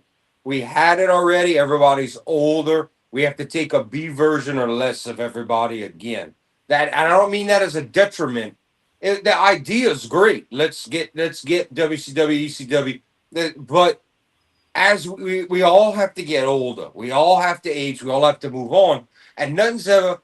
It's hard to create a sequel to a movie better than the original. It's hard when you have an original IP.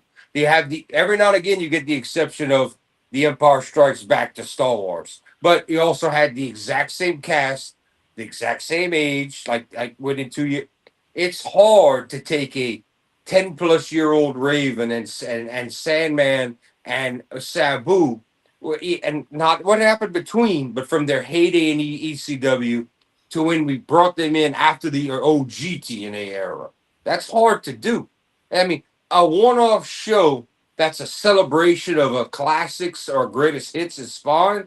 A regular programming around these guys, we all tuned in and popped when it happened. We thought it was great, but it can't last every week. Russo joined in at the beginning of TNA. People don't realize how much of a. I do. They say he hurt TNA at the beginning of TNA when we're on pay-per-view. It was good. Yeah, the beginning. It was good. Even with Russo there, it was good because Russo had his hand in everything, and he had to answer to two people. He had to answer to Jerry. He had to answer to Jeff. Yep. Well, Jerry sold out his. See, this is what happened. Jerry sold his shares to Panda Energy. Yep. And Jeff was left holding the bag.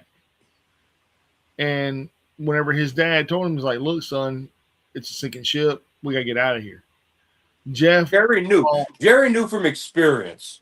Well, it wasn't from experience, man. It was the reason why they were hemorrhaging money is because he had so much of a hefty bill for your wrestlers. Dude, they had too many people. Yeah, but what I'm saying is Jerry knew from experience of decades and decades. There's a reason when Vince went for the lawsuit of the steroid trial, and he thought they were going to say guilty, that Jerry Jarrett was going to take over WWF while Vince would get locked up. There's a reason Vince picked him. Jerry Jarrett is the only one, mentally speaking, when you're talking about Vince and him, right? You talk about Vince and him. You don't talk about Vince and anybody else. I'm talking Jerry about Jarrett could hold his own with anybody. God damn it! yeah. It didn't matter. Yeah, And yeah, I but mean, out of all of the territories, what you but had, fucking and Bill and Watts. le- Bill and le- Watts wasn't hitting no shit. Vern Gagne wasn't hitting no Why shit. isn't Jerry Jarrett that's talking exactly then? where I was gonna go. Vince could have chose a Vern. Vince could have he could have chose anybody in the he could have chose a Crockett. He chose Crockett was a Jerry. joke. He chose Jerry. Yeah, you know why though? Because Jerry Jarrett held together Memphis for so long with Lawler, Yep. and people don't realize that Lawler was the He last was. territory But to let's go also down. remember Hmm. Lawler had zero to do with WWE at this time. Hmm. Again, hear me out. Whenever territories were still around, actually all the territories were done. Yep. You had Smoky Mountain Wrestling, you had WCW, you had WWF. You Yep. also had USWA. Yep. And USWA was Which Lawler's which which territory. we which I thought was the we figured that out the other night. We that was what replaced WCW Worldwide on Saturdays that I was watching Hmm. growing up. Hmm. Yes. Yep. And that right there should tell you everything you need to know. They were the last remaining But territory Vince could have in the picked whole Vince as an country. entertainment business, even WWF could have picked anybody he wanted. He chose Jerry because he thought Jerry knew how to run a wrestling company. It Not wasn't that he only thought, he knew he did because hell, right. he was running USWA. Yeah. Right. So Jerry Jarrett to me. So whenever you talk about a guy, the only person that Vince was worried about was It Jerry was Jerry Jarrett. Jarrett. Yeah. That's bottom line. So if you go back to WCW, right? If Eric, 88 to right. not to So 201. if Eric doesn't become the guy, They would Jerry. have never he would never been worried about WCW at all. But listen, Jerry Jarrett takes his spot, and Jerry Jarrett runs that thing like it's supposed to. You have a totally different landscape I where think WCW still be WCW, in business. I don't believe WCW would have went out They like it they did. they they, they would have won. If you I've done the research on this, and I don't like it, but it's the truth. But I mean I hate how it happened. But the executives in Time Warner thought they were better than pro wrestling, and they did not want it to succeed. The second everyone's Well, happy yeah. to collect the money when it's so over profit. The minute WCW started in 99, they lost. I mean, we all know it started to go down 98 creative Hmm. wise. Right. Like you said, the slow burn up or the slow burn Yep. down. Yep. In 99, they lost a stupid amount of money. And Oh that's yeah. when Bischoff was let go. They were like, you don't have it. Hmm. But Right. he wasn't the problem. They burned him out because Ted wanted to do Thunder and all that bullshit, Hmm. and not live all of that. Anyway, I could get into that a whole lot of time. Time Warner started using the excuse of the Turner Network. So they would if it was successful, yeah, whatever. When WCW was not, they tacked on all of their other businesses in the Turner the loss to WCW and said, "Oh, look at WCW, look how bad." They were ashamed of wrestling and didn't want it on the network. The whole reason it lasted is because Ted loved wrestling and thought it was a staple for his TV, but he really Yeah. loved wrestling. Yeah. They hated after the AOL merger was a disaster and just Yes, it was. a bad choice. If Ted would have realized he'd be forced out of his own company, he would have never done any of it. But the when AOL went down, Tom Warner came in and were like, we'll buy. We'll do that. Look at today. The Turner Networks is being sold again. Look at Right. today. After a Discovery merger with Warner Brothers. My But Look thing what killed is, DirecTV, dude. DirecTV bought freaking Blockbuster. It almost killed them. right. right. My But thing the is point hold Jerry on. Jarrett. I'm not done Yeah. yet. I'm not done Go yet. ahead, bro. The point is when you don't have a network willing to back you, you're Right. not going to go anywhere. This is just like getting an advertiser, getting ad revenue. It's the same story. This is why when Eric was like, if he found investors, he's like, I'm going to buy WCW, I'm going to shut it down for a fucking month and reopen it. Then they told him at first, we will give you 2 hours on TBS. That's what they told him. Then they were like, fuck that. No, we don't want to do that. They told him, no, we're not giving. Then Bischoff said the company's not worth $15 now. Company's just a name. It's not worth anything without television. He was right about that. But And he could have took that and went anywhere he wanted to go. yeah, but no, he couldn't because he was shopping with FX and one of the networks. All they had, but Bischoff didn't let it go. He realized without TV, without real TV, I don't have anything. The problem is, believe it, I don't know how much y'all know. Mike might know. If y'all read, y'all might know a little about this. Do y'all remember the lawsuit from Vince's WWF on the Hall and Nash gimmicks? Mm-hmm. Yep. You know that. Don't ask me how Jeremy not McDivitt. Yeah, McDivitt, the lawyer. That's who it was, right? Mhm. Don't ask me how he knew. And this guy got Vince off this everything. The steroid, one of the best lawyers in history.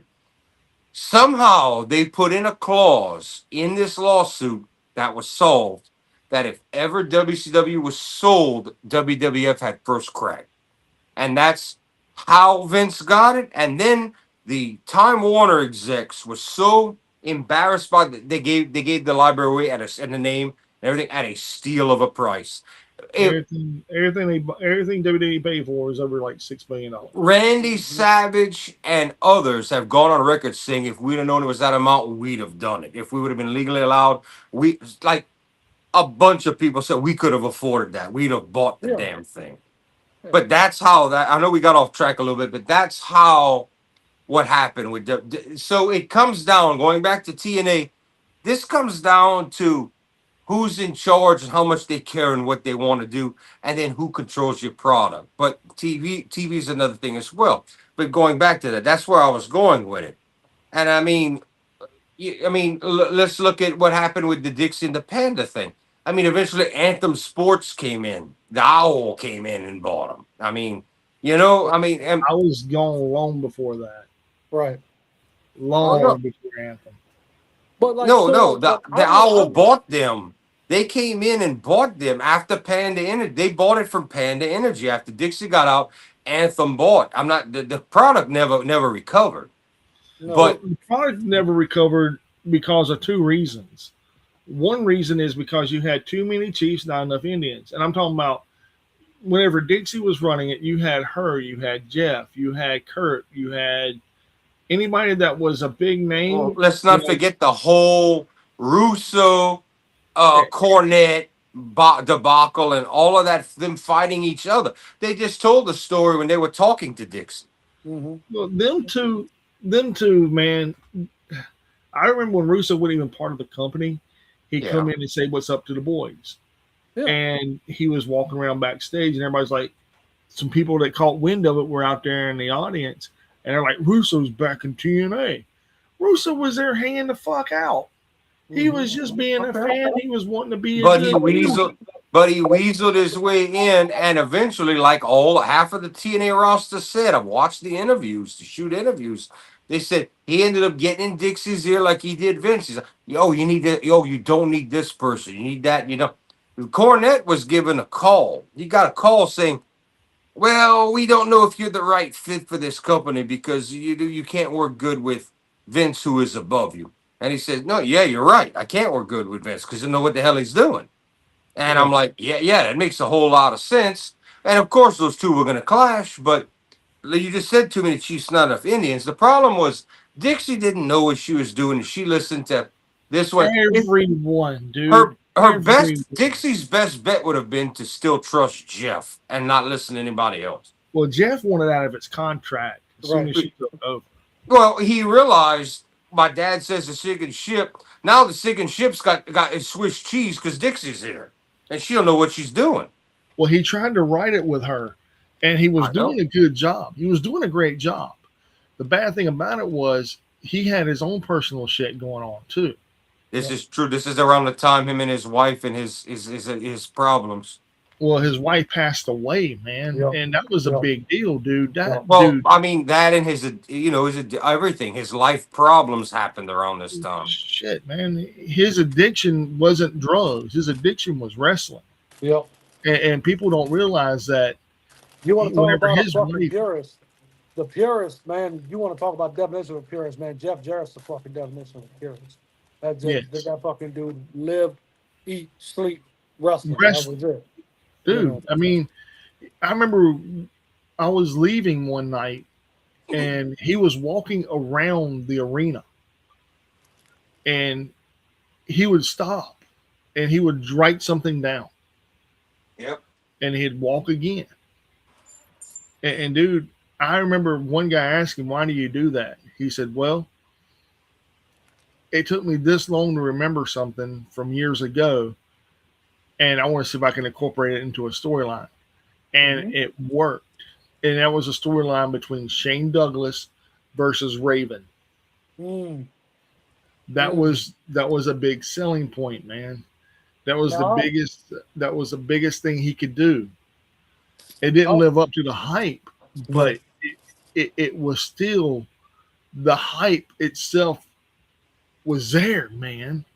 And I was living it. right, I right. lived that shit, you Yeah, know?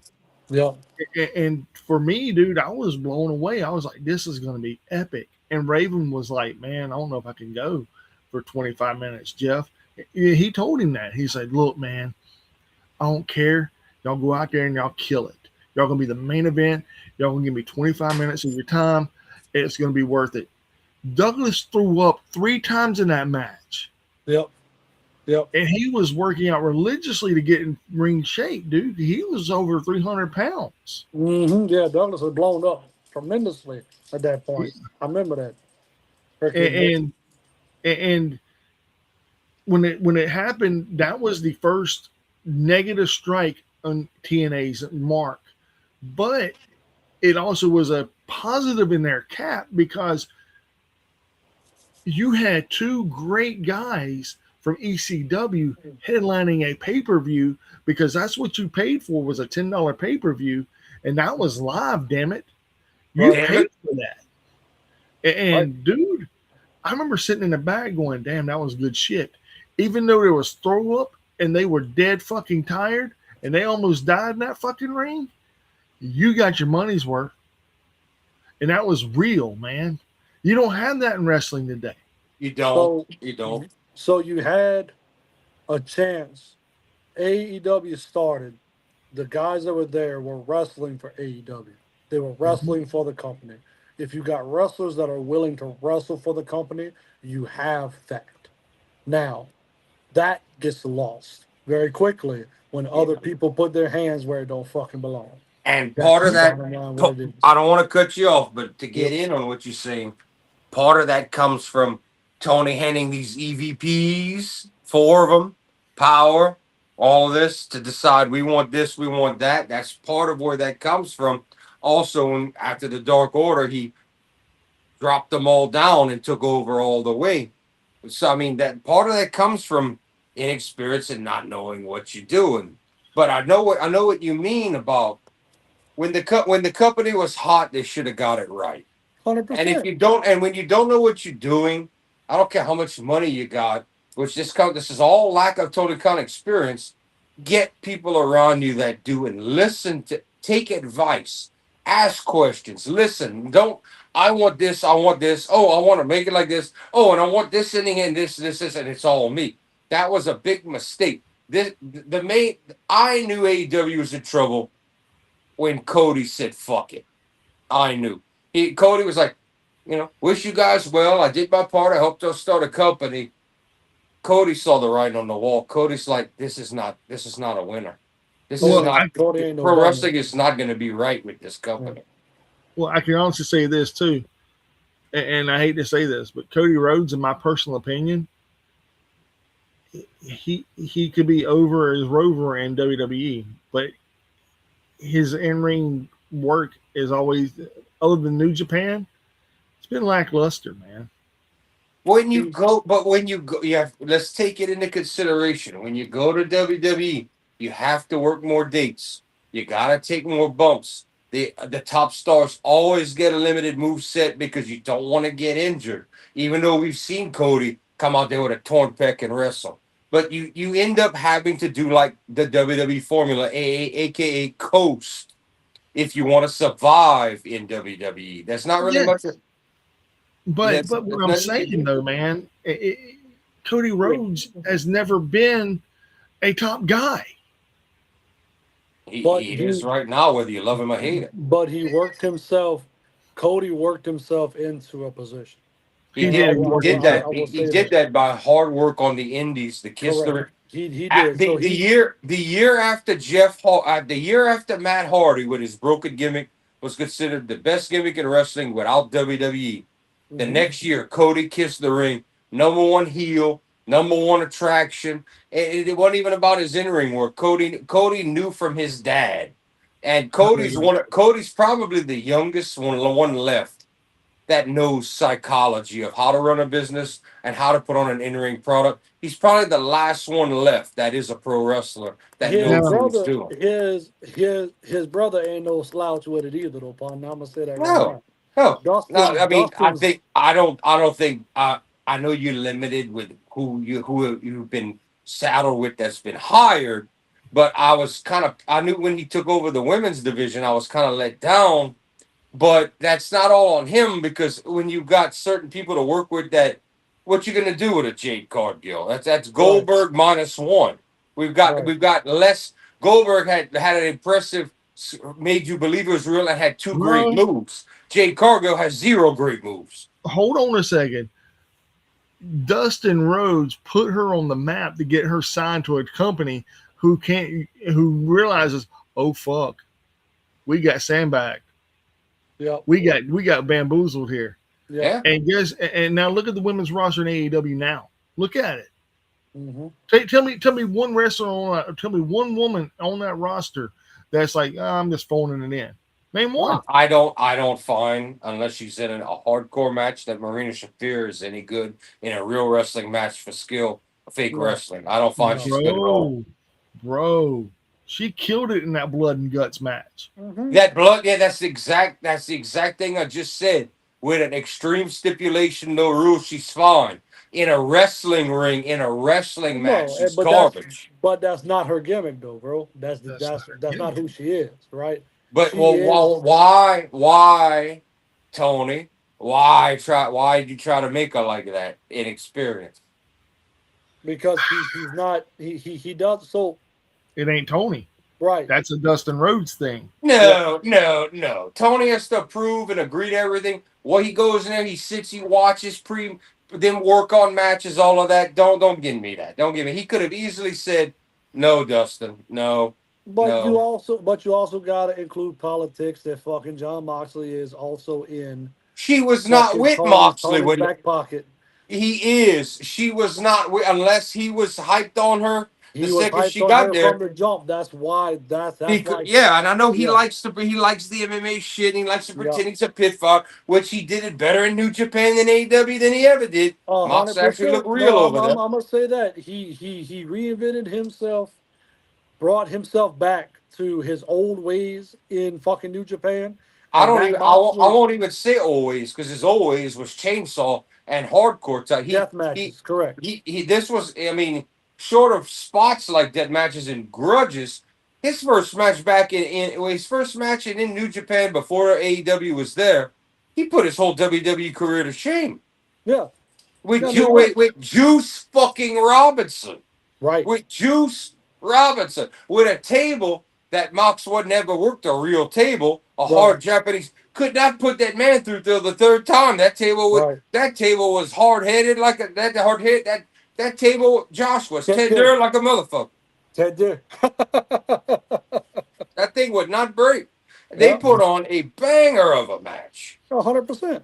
and he But came out there in the shorts, style tights, like an MMA fight, and he started doing that. yeah, He But started doing that.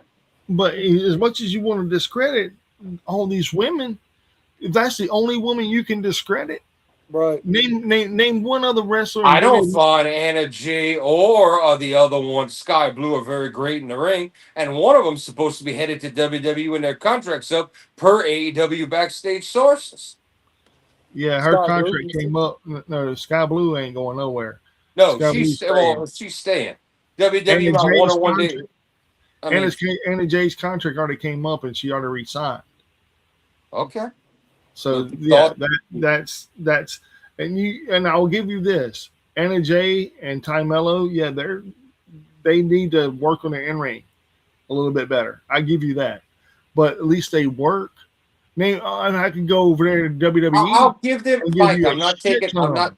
I'm not gonna take away credit for them trying to the best of their ability. And yeah, they were better than what her face was. Nia Jax. Eva Marie that couldn't wrestle, that couldn't even take a bump.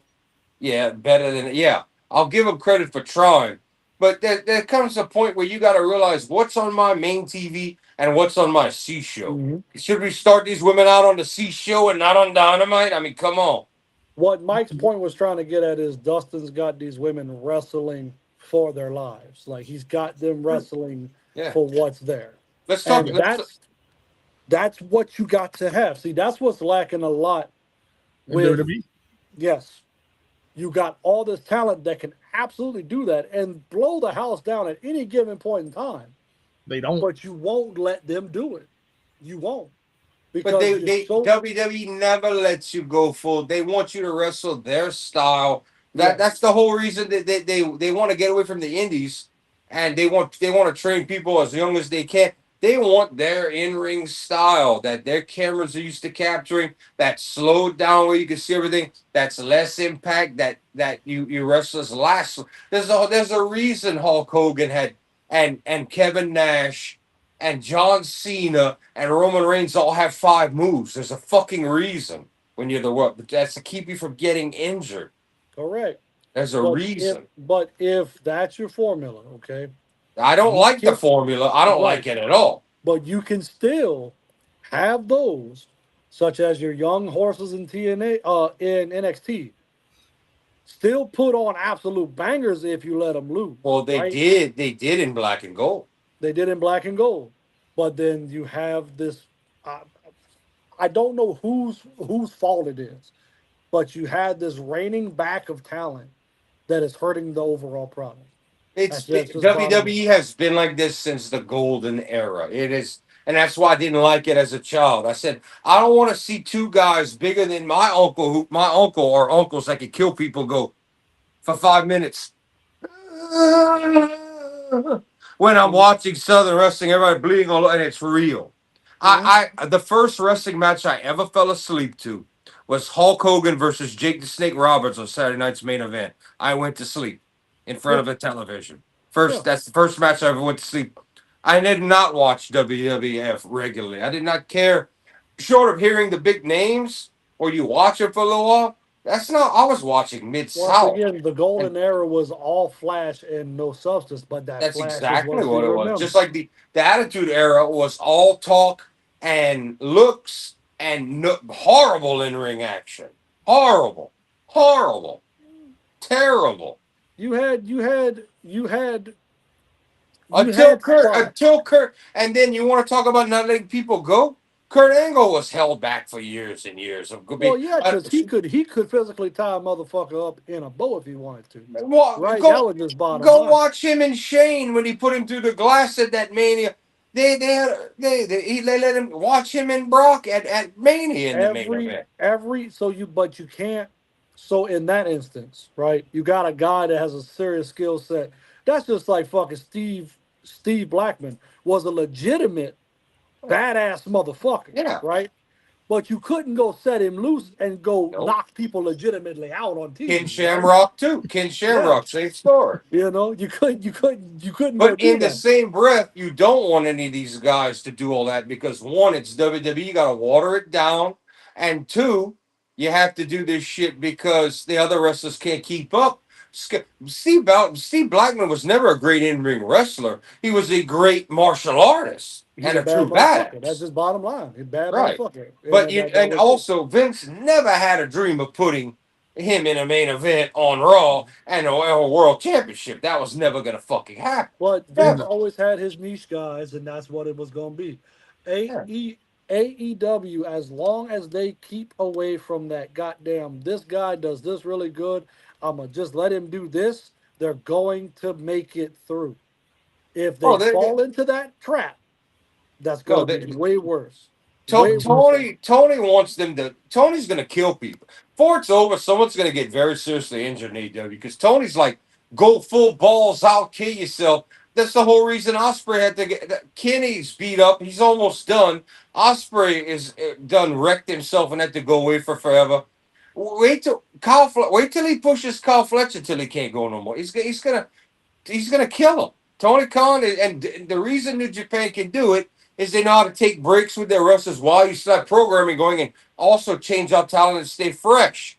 That's the reason you're not wrestling every show wide open, 5-6 star match, and it's still Tony don't know how to do it. Well, not every New Japan match is strong style and hitting hard as shit and everything else either, right? So I mean, you gotta play your parts within the scheme of it. I mean, not 90% of their short of the older talent. And they don't do like unlike WWE and WCW, which and that keep the old talent at the top of the card for forever. They actually once you hit that dad and granddad status, you go down. That's it. Yeah. Which is You start smart. You coaching make back. new talent. You let them work with young talent and coach them, but they also get a less workload because they can't move as much, which is good.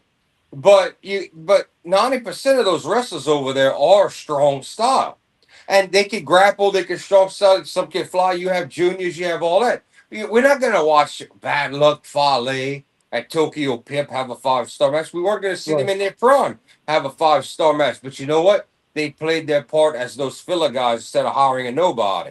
They played their part. Yeah, but and all this stems from what we're trying to get across is you're talking about the downfall of AEW. Well, me and Josh are trying to talk about the rebuilding era of AEW. But and I know you hate it, Jordan. I know you hate AEW because of Tony Khan and how he rated New Japan. I get it. I 100% get it.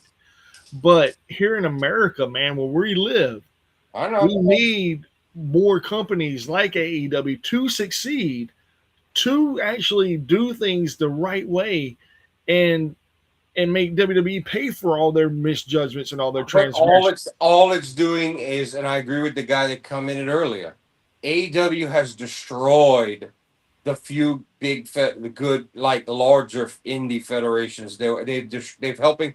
Tony Khan is destroying wrestling and handing it to WWE. Mark my words. This is what's going to happen.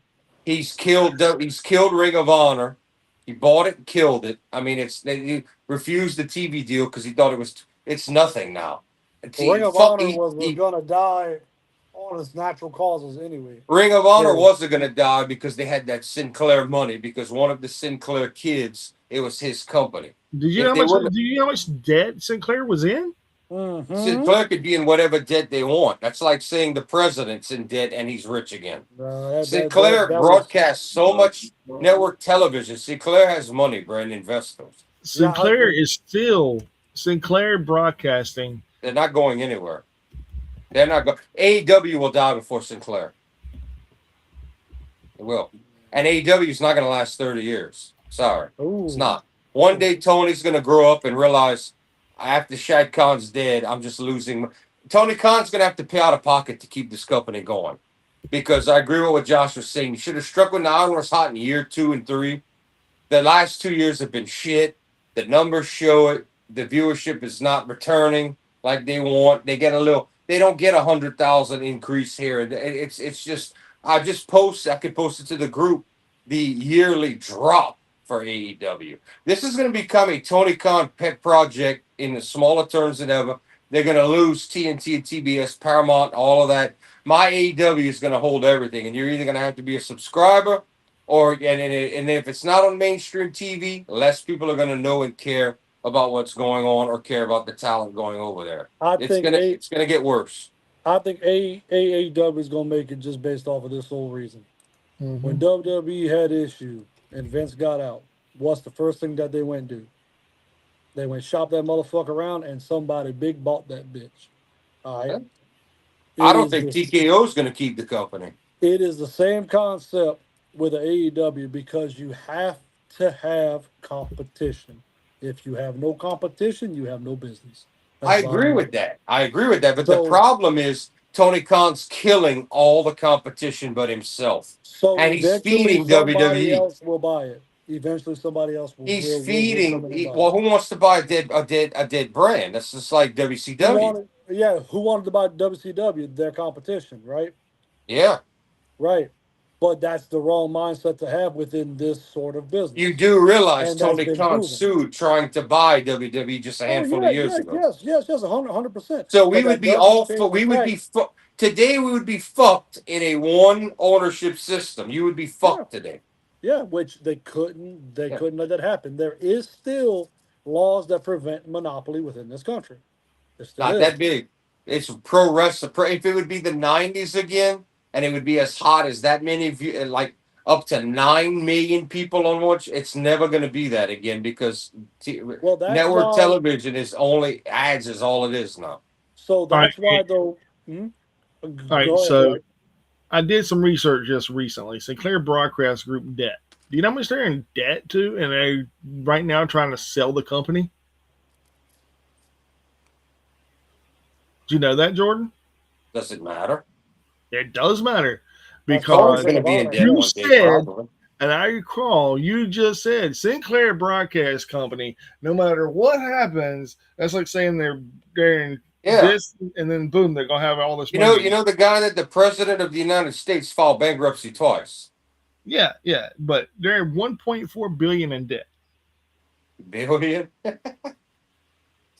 Yeah. Negative So 1.4 billion in existing term loans to be exchanged for new debt instruments. That is where they're at. Hey, you yeah. know what? Here's why. No one's going to buy that because of that. That's why they're going to stay open. Dude, They're gonna have to fold. They're gonna have to they're gonna have fold. to fold. Yeah. Yeah, I mean, they're gonna have to sell every bit of their acquisites. Everything they're gonna have to sell individually. At 1.4 billion, even if they liquidate all of their assets, they're still in the ring. Yeah, that's Yes. why there's no point unless you could find a buyer stupid enough to do it. They're stuck with it, so it's still But going to there's no exist. money in it. And that's why Tony Khan gave them a little for Ring of Honor. Ring of Honor was gonna die itself of natural causes. That's what was gonna Dude, happen. I Sinclair was just honestly, there. I think someone would have picked up Ring of Honor and bought that as an entity instead of Tony Khan killing it. Just like he betrayed NWA.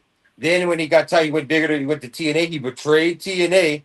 Now he fucked over New Japan while he's smiling at them, shaking their hands. All he's doing is by killing all these smaller companies. All you're doing is feeding WWE by taking out all All their right. opposition. You're So feeding them. the deal with TNA was off of his daddy's. His daddy had a bigger hand with that deal with TNA than Tony did. yes, That's one thing.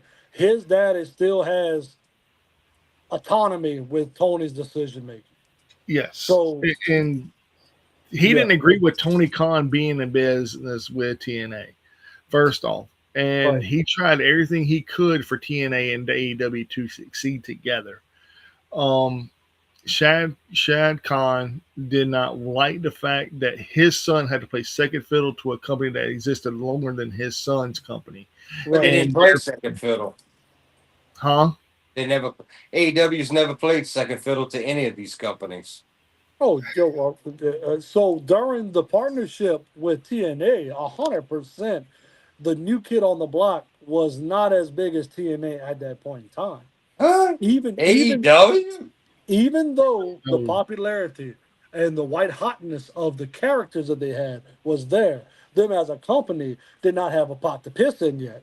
So therefore, riding the coattail of a TNA is what helped solidify them throughout the back end. Y'all And once realize that this didn't happen right. The TNA partnership didn't happen right away. And it Tony didn't Khan happen never right turned a away, profit until like year they two. had to be big enough to partner with TNA, and thus where Shad had his issue was you got Tony looking small, having to go reach out to a TNA and go and get this done. the Yeah. original, That's where the he was original, talking. the original idea was to have the Forbidden Door with TNA, New Japan, CMLL, Yep, and all these other small independent companies. yep. That's what the original Forbidden Door was But supposed to be. let's get to the point. Tony Khan has used the smaller man to the top man all through this and ran over him. And there was a big conversation on this on the podcast the other day about, yeah, it's cutthroat business, but he's doing what he's got to do, but it's cutthroat. He started out knowing he had nobody. I'm gonna get NWA.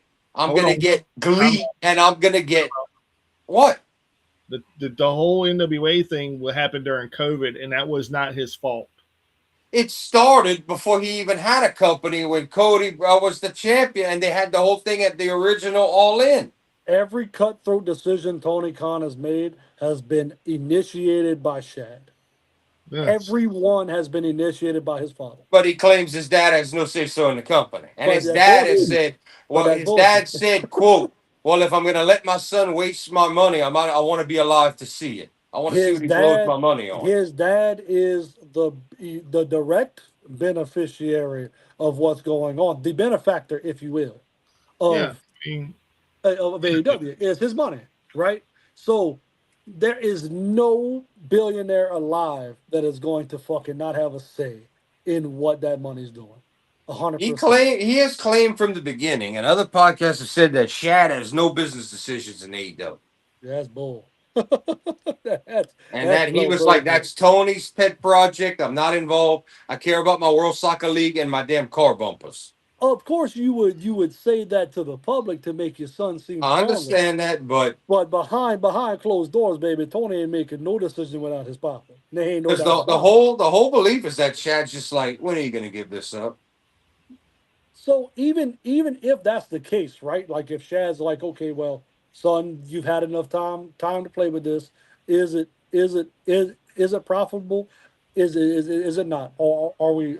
And Or are I'll we give you making the money? best example of why we know AEW is not doing good. Tony refuses to release HBO Max numbers.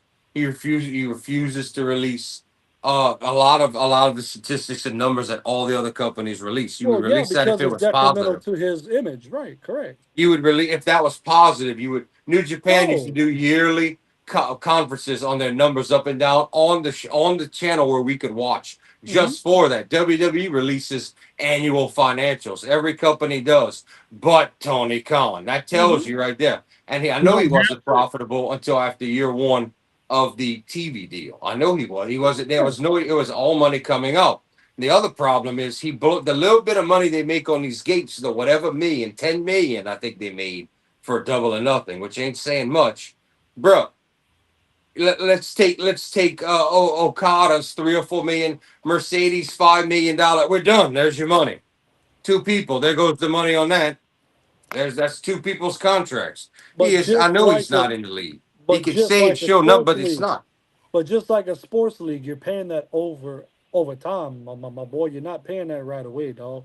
So Dude, these that's over the course of 2 and 3 years. these wrestling contracts are laid out now. Gone are the days of I'm going to sign you for a 10-year whatever amount Oh, of Here's that's what money nothing. now. That don't happen. That hasn't happened for forever. I mean, yeah, Vince reneged on gone Bret are those Hart's days. lot.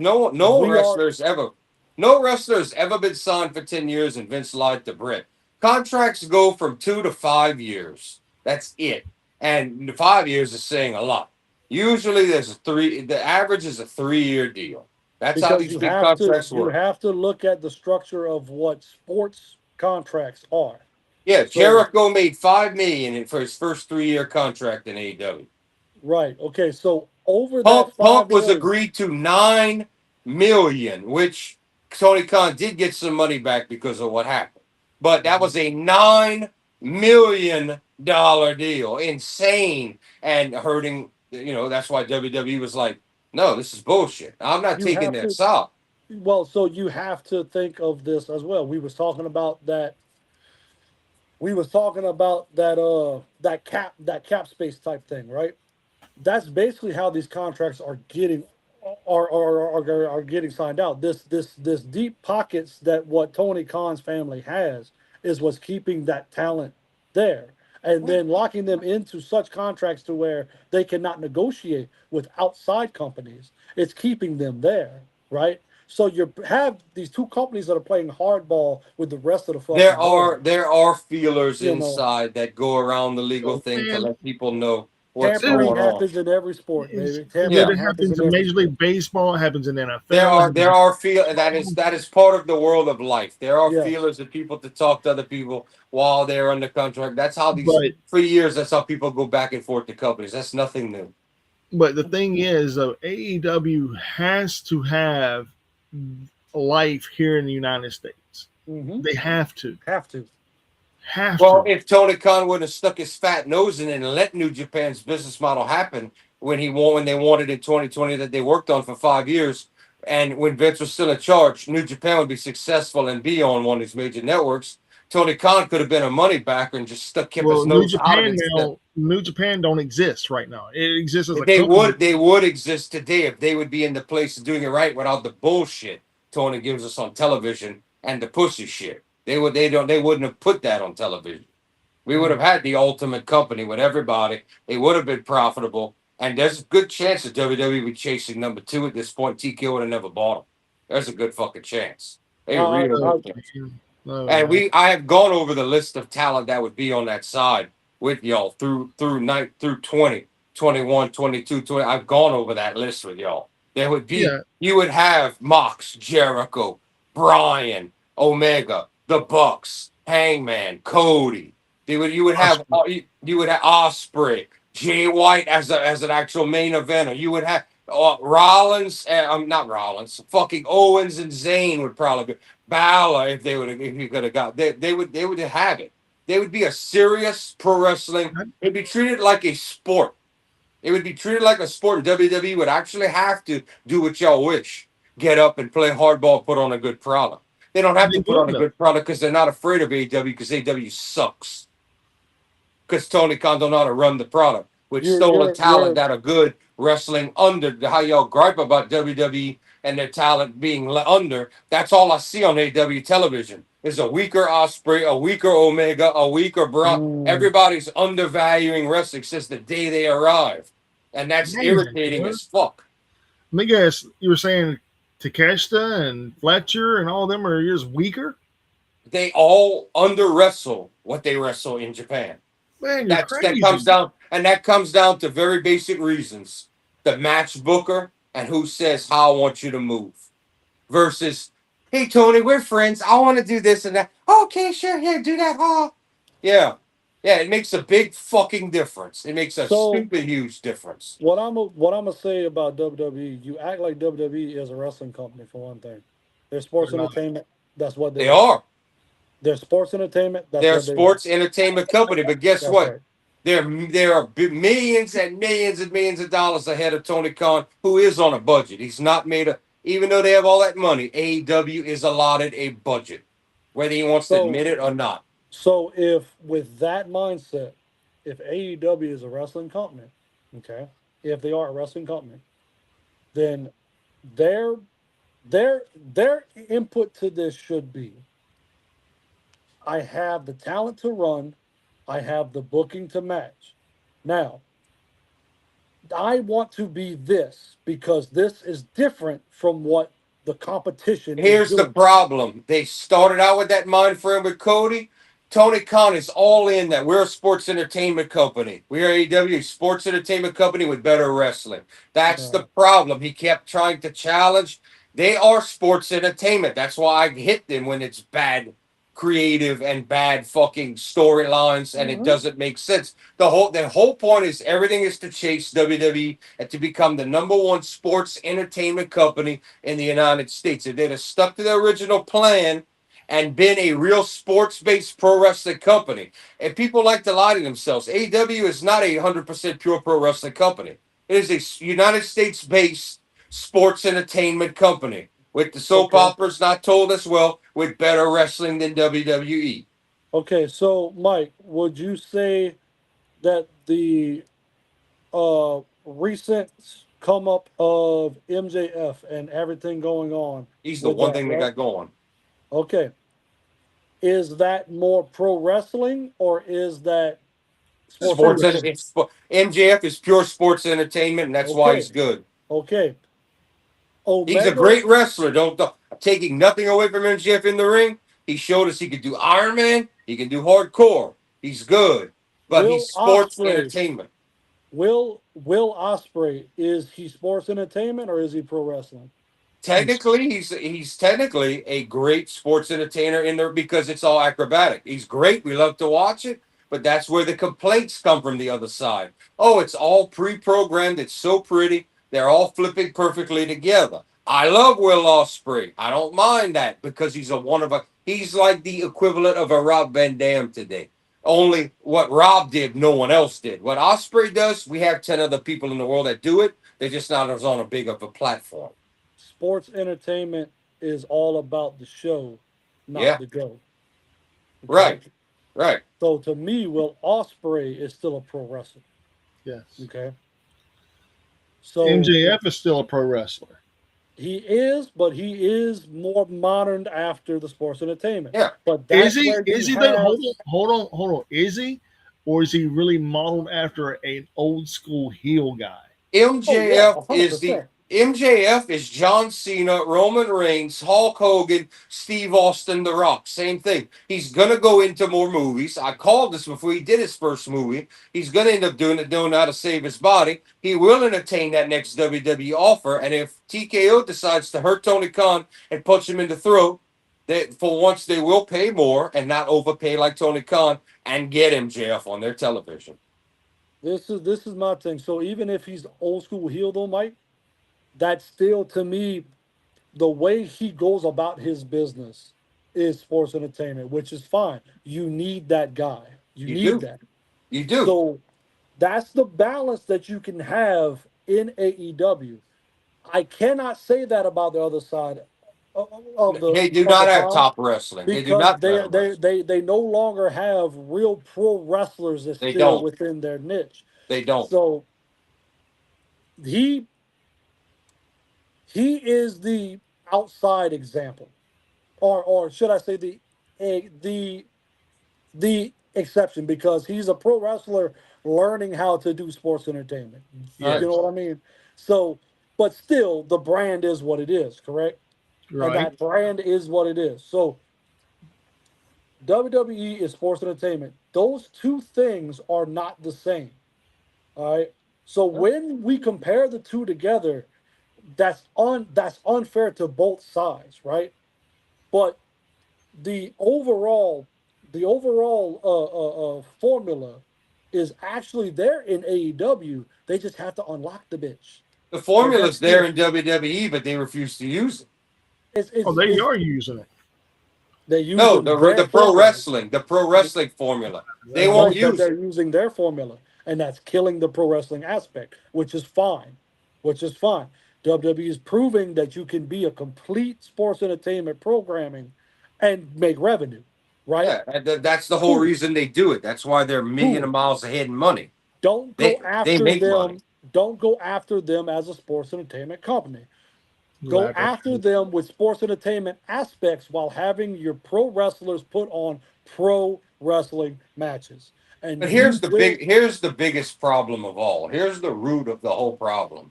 What not about failing as a company and a business. Where did WCW truly fail? What was the one department they failed in?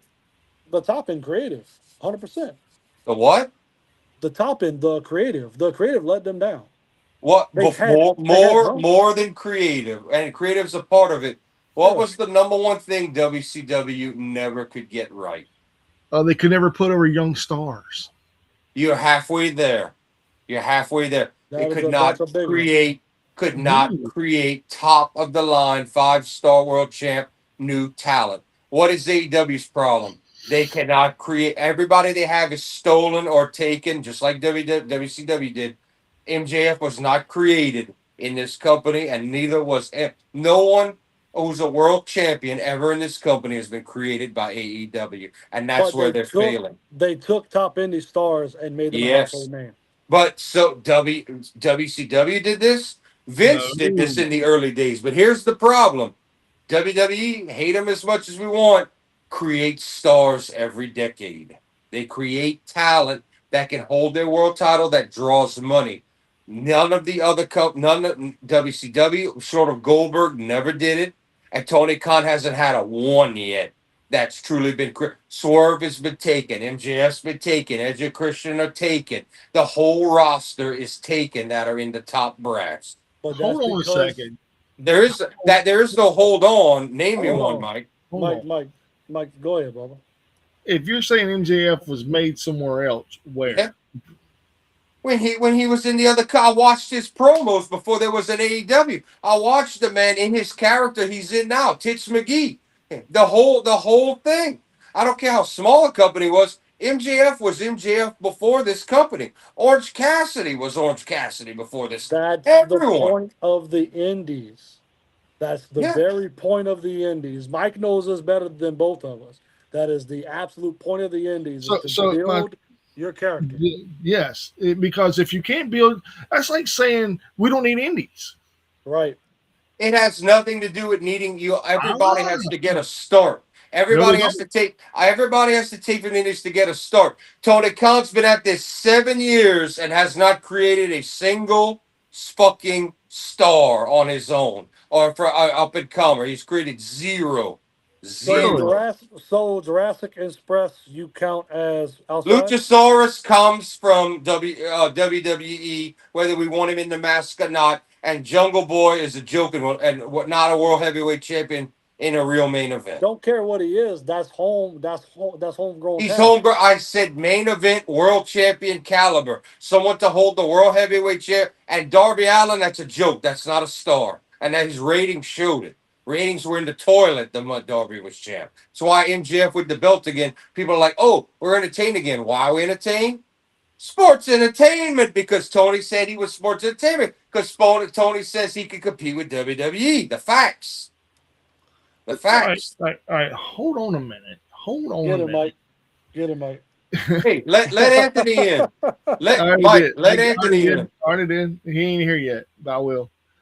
Let me say this. If you don't have the indies, you don't have anything. I'm fine with the every company has to take minutes to get started. It's almost a decade and Tony ain't built a top main event 5-star world heavyweight champion yet. How many years did it take WCW? They still made a Goldberg who was not only so big and made millions and millions of dollars that WWF gave the man 2 runs. And the man is a pro wrestling Hall of Famer icon, not just from them, from all of us. Love it or hate it. They made a star. Tony Khan in 7 years has made Zip Doodah. Okay, so whenever TNT or let's say whenever WCW first came into existence in 87 or 88, they didn't make a actual superstar until 1997, which is 9 years after the fact that you're saying 9 years. 9 years. Guys. All right, so we're gonna forget that technically they made Big Van Vader.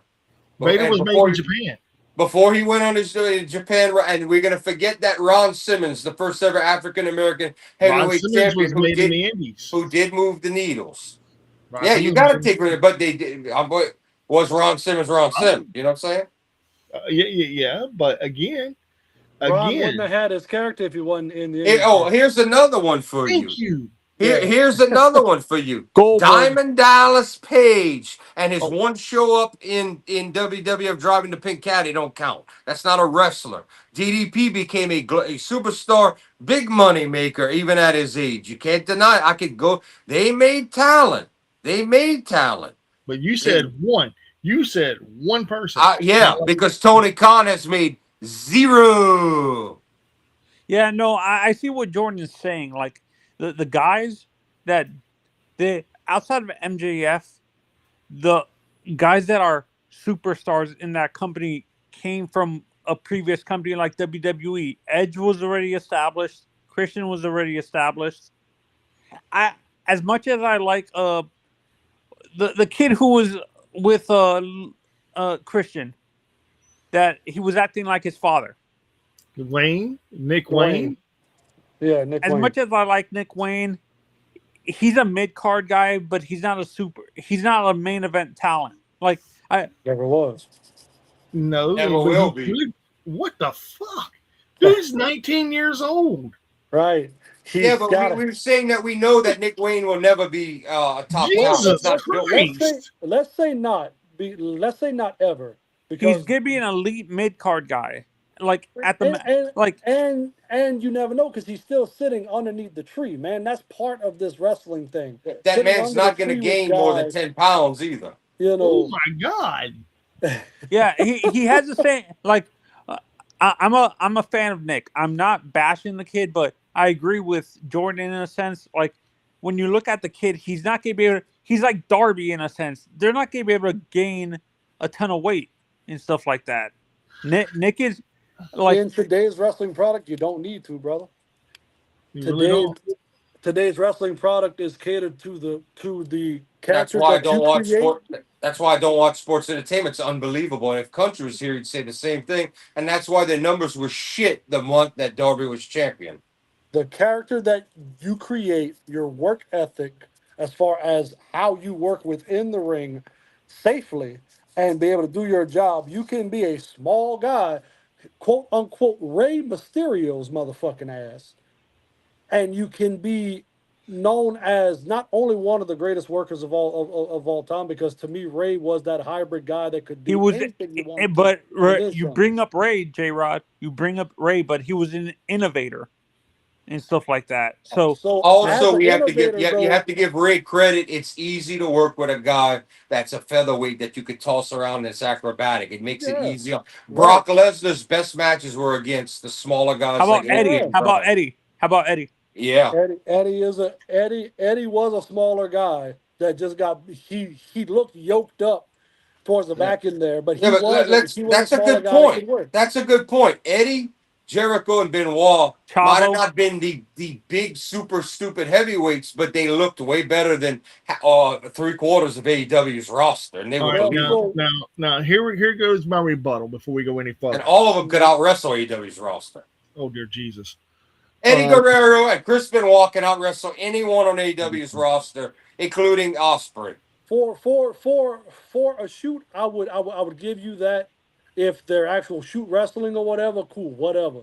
But within a match, everybody got equal terms as far as it goes. mhm. That's why I'm saying Nick Wayne's size is not going to be his detriment. It's going to be his charisma and character. Can he get under that tree and develop into something that's worth watching? If you can Anthony become said. that, Anthony told then you a you'll be top all right. mid Carter is his ceiling. That's right.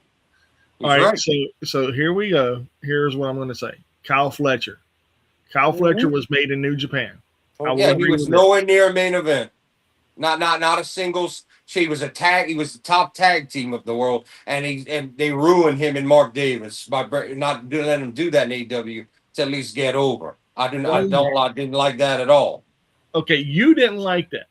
No, I'm enjoying it because I didn't get to see their run in New Japan. I didn't see them. better than the KO Bros. Okay, but here I am watching what is happening on my television set in America. Yeah. I'm watching that, and Yeah. I'm seeing Kyle Fletcher shine like a Shawn Michaels whenever Oh, he's he's gonna take the torch from Osprey until Tony Khan kills him by overworking him in the ring. But at the Okay, same so time, that is a smaller guy that is now being figuring Yeah, out. pushed Well, to be a main event. wait. I thought Mark is around my size, 6'2", isn't he? Mark Davis, No, Kyle Fletcher. Isn't Kyle Kyle Fletcher's around like my size? yeah, Like 6'2", 6'3"? Yeah, that's not a Yeah. small man. no, Mark Davis, I can understand. I think he's a yoked up cruiserweight. Like he looks like he's 205 pounds. He looks beefy, but he'll never be a world champion either. Mark Davis's career was damn near killed. He's mid card for life without Fletcher. He's Marty Jannetty for life now. I think Well, honestly the only potential superstar in that company outside of NJF maybe is the Alpha. If this deal goes through and DDT and New Japan are now all with no and all of this, Takeshita, and if Tony Khan throws a fit, if they decide to work with WWE, Takesha's gonna have to tell AEW bye bye. You really think that's going to happen? I don't know if it's we don't know, but all I'm telling you is I can That's the guarantee writing you on the one wall. thing. If there's ever one specialty show, it could be overseas, don't have to be in the country. And WWE works with this group of now we have this conglomerate of New Japan, Noah, DDT, GJPW Tony Khan's going to throw a bitch fit and say, "I don't want to be a partner anymore." He's gonna pull the ultimate bitch move like he always does. He's going to take his toys and I don't want to work with y'all no more. And J Rod, me and Mike and Jordan have talked about this. I want your honest opinions on this. I've said, like, for me, I'm for the US, for WWE specifically. Mhm. I don't think they really care about Japan as much as fans think they do and They stuff like don't. that. I They think don't. they're gonna go to India, Australia, Yeah, India is the big market everybody wants. maybe Germany, They're Italy. already they're already doing the Italy, Germany, France, those Yeah, one-off because shows. they They're can't they're get into setting the up. UK. They can't get Yeah, into the UK. that well, we know we talked about that. That's the final. That's the wall that they already shut them out once. That those look you could thank the fans for being loyal and wanting their companies to work over there. But let's look at Progress was sold. You know, two people that left WWE and have no allegiance now and are going to keep it strong over there in the UK. So that's good on them. So my my thoughts of that is right now, just as AAA was the easier conquest, going over to Japan would be an easier conquest right now In than India, to start up within India, because the Indian talent pool is not up to keeping up with the sports entertainment that WWE provides. Look They're at not. Great Khali. Kali was that that was a horrible way to introduce ourselves to Indian wrestling. That's just bottom line what it was. He was an attraction. That's what he was. The boy couldn't work to save his life. He was a better worker than most giants. I'll say that now, but not nearly what he should have been, being the quote unquote like first big Indian wrestler to come down to fight. No, that's bullshit. So gender. Another gender, one. gender, gender. No, gender was gonna be. You want to talk The about a guy India that was India shit all over gender. They knew he was from Canada. yes, yes, 100%. He might have been of Indian descent, but he was born in Canada, right? So we And got Kali yeah, still to this day is considered a god in India. But 100%. I don't think we were talking about going build a company in 2 seconds as much as getting that WWE programming in more households over there. And now it's But something I once don't. again, it's already there. WWE is a worldwide global. Yeah, but you want. It's like saying it's just like when WWE had USA all these years and they got on Fox, more Uh-huh, households. It's that uh-huh. kind of. Now here's the part you don't know. WWE, the streaming company that Noah and DDT and all them use, that WWE was under that streaming company, and WWE had a partnership with Noah up to like very recently, 2 weeks Hmm. ago. WWE is deciding to leave that streaming company and do Netflix Japan. Yeah. Yeah. Now they have already announced the new owners, Cyber Agent and Ashai TV, which Ashai TV is equal to being CBS or NBC in the U.S. Hmm. That's part ownership of New Japan and all this. Now they've already agreed that New Japan World is going to stand, and they don't want to change anything right now. But Yeah, New Japan is not going to have the say so over. Oh, we want to be partners with AEW. We'll think about. We'll see if that benefits us, not you. That I'm CML. And something else we need to point out is that a lot of people don't know WWE tried to buy CMLL before AAA, 100%. Yep, and they were turned and CMLL turned them down. correct. Just Oh, I like didn't know that. WWE I tried. thought they were just. I've always assumed AAA was always the first target. No. No, they No, were not. They were not. They no. were the secondary target. They went after CMLL first, Once again, the and they easier also went after conquest. their first UK company. They went after was Rev Pro, and he turned them down. And they're more profitable than ever now. Not WWE levels or anybody else, but Rev Pro has higher profit today than. But that was the first company that Triple H and friends tried to buy over there. So Yeah, and I think I heard reports too that they were trying to buy Bellatrix or Eve for female wrestling. Like Bellatrix is the company that Paige's mother, Sweet Soraya, runs, No, and they I were wouldn't. trying to buy that. I don't see why they would buy that. That's kind of it's very indie. Yeah. Like Pages have crippled because of wrestling that. hmm That's half of what broke her body. yeah, you don't. A WWE would have no stock, no real interest in something like that, you might go and you might pillage one or two that you might think could fit your mold, but you ain't gonna go by the Yeah, competition. It's yeah. not a, There's no yeah, there's it's a traveling circus on a small basis. right, What Paige's right, parents and family do. It's not So that right. big. Yeah, no, this no, is and I think Ray said this in an interview recently. You guys brought a Page. Ray said he himself admitted he's surprised he's lasted as long as he has. He started wrestling at 11 years old. Yes, Mhm. he did. Yep. And his Achilles heel has always been, oh, my knee. Something happened to my knee. It's always been. It's You're amazing making that he Ray can sound still. like Speedy Gonzalez. That's how Ray says it, honestly. But the one thing, it's back to what I said That's earlier. The fucked one up, yeah. the one reason Rey Mysterio could still walk and not be crippled is because of his life. It's the same reason Spike Dudley being thrown around ECW has no major injuries today. They're lightweight. They are lightweight. It's saved. It's And put stem less cell. wear and tear on the Ray has body. stem cell. yeah, Ray has stem Mhm. cell surgeries all the Yeah, time. yeah. Yeah, that too. But I mean, if you wrestle at the pace of Rey Mysterio to 50 years old, tell me how you feel. Yeah, No, it's no, crazy. I get it. But once again, Ray also packed on how much weight in '04? I mean, the motherfucker Oh ballooned yeah, up, when he was all poof. blew up to the max, Jack. And so now you got somebody that's low center of gravity and also heavier than what you used to, but he was still able to put on the kind of Banger, matches that he banger, did. You, banger. Right. you guys always talk about Candido. Why is it that when the first person we talk about innovating that lightweight style is always Ray? Is because by the time certain people started watching wrestling, Candido had already passed. Ray had the national television on WCW and WWF.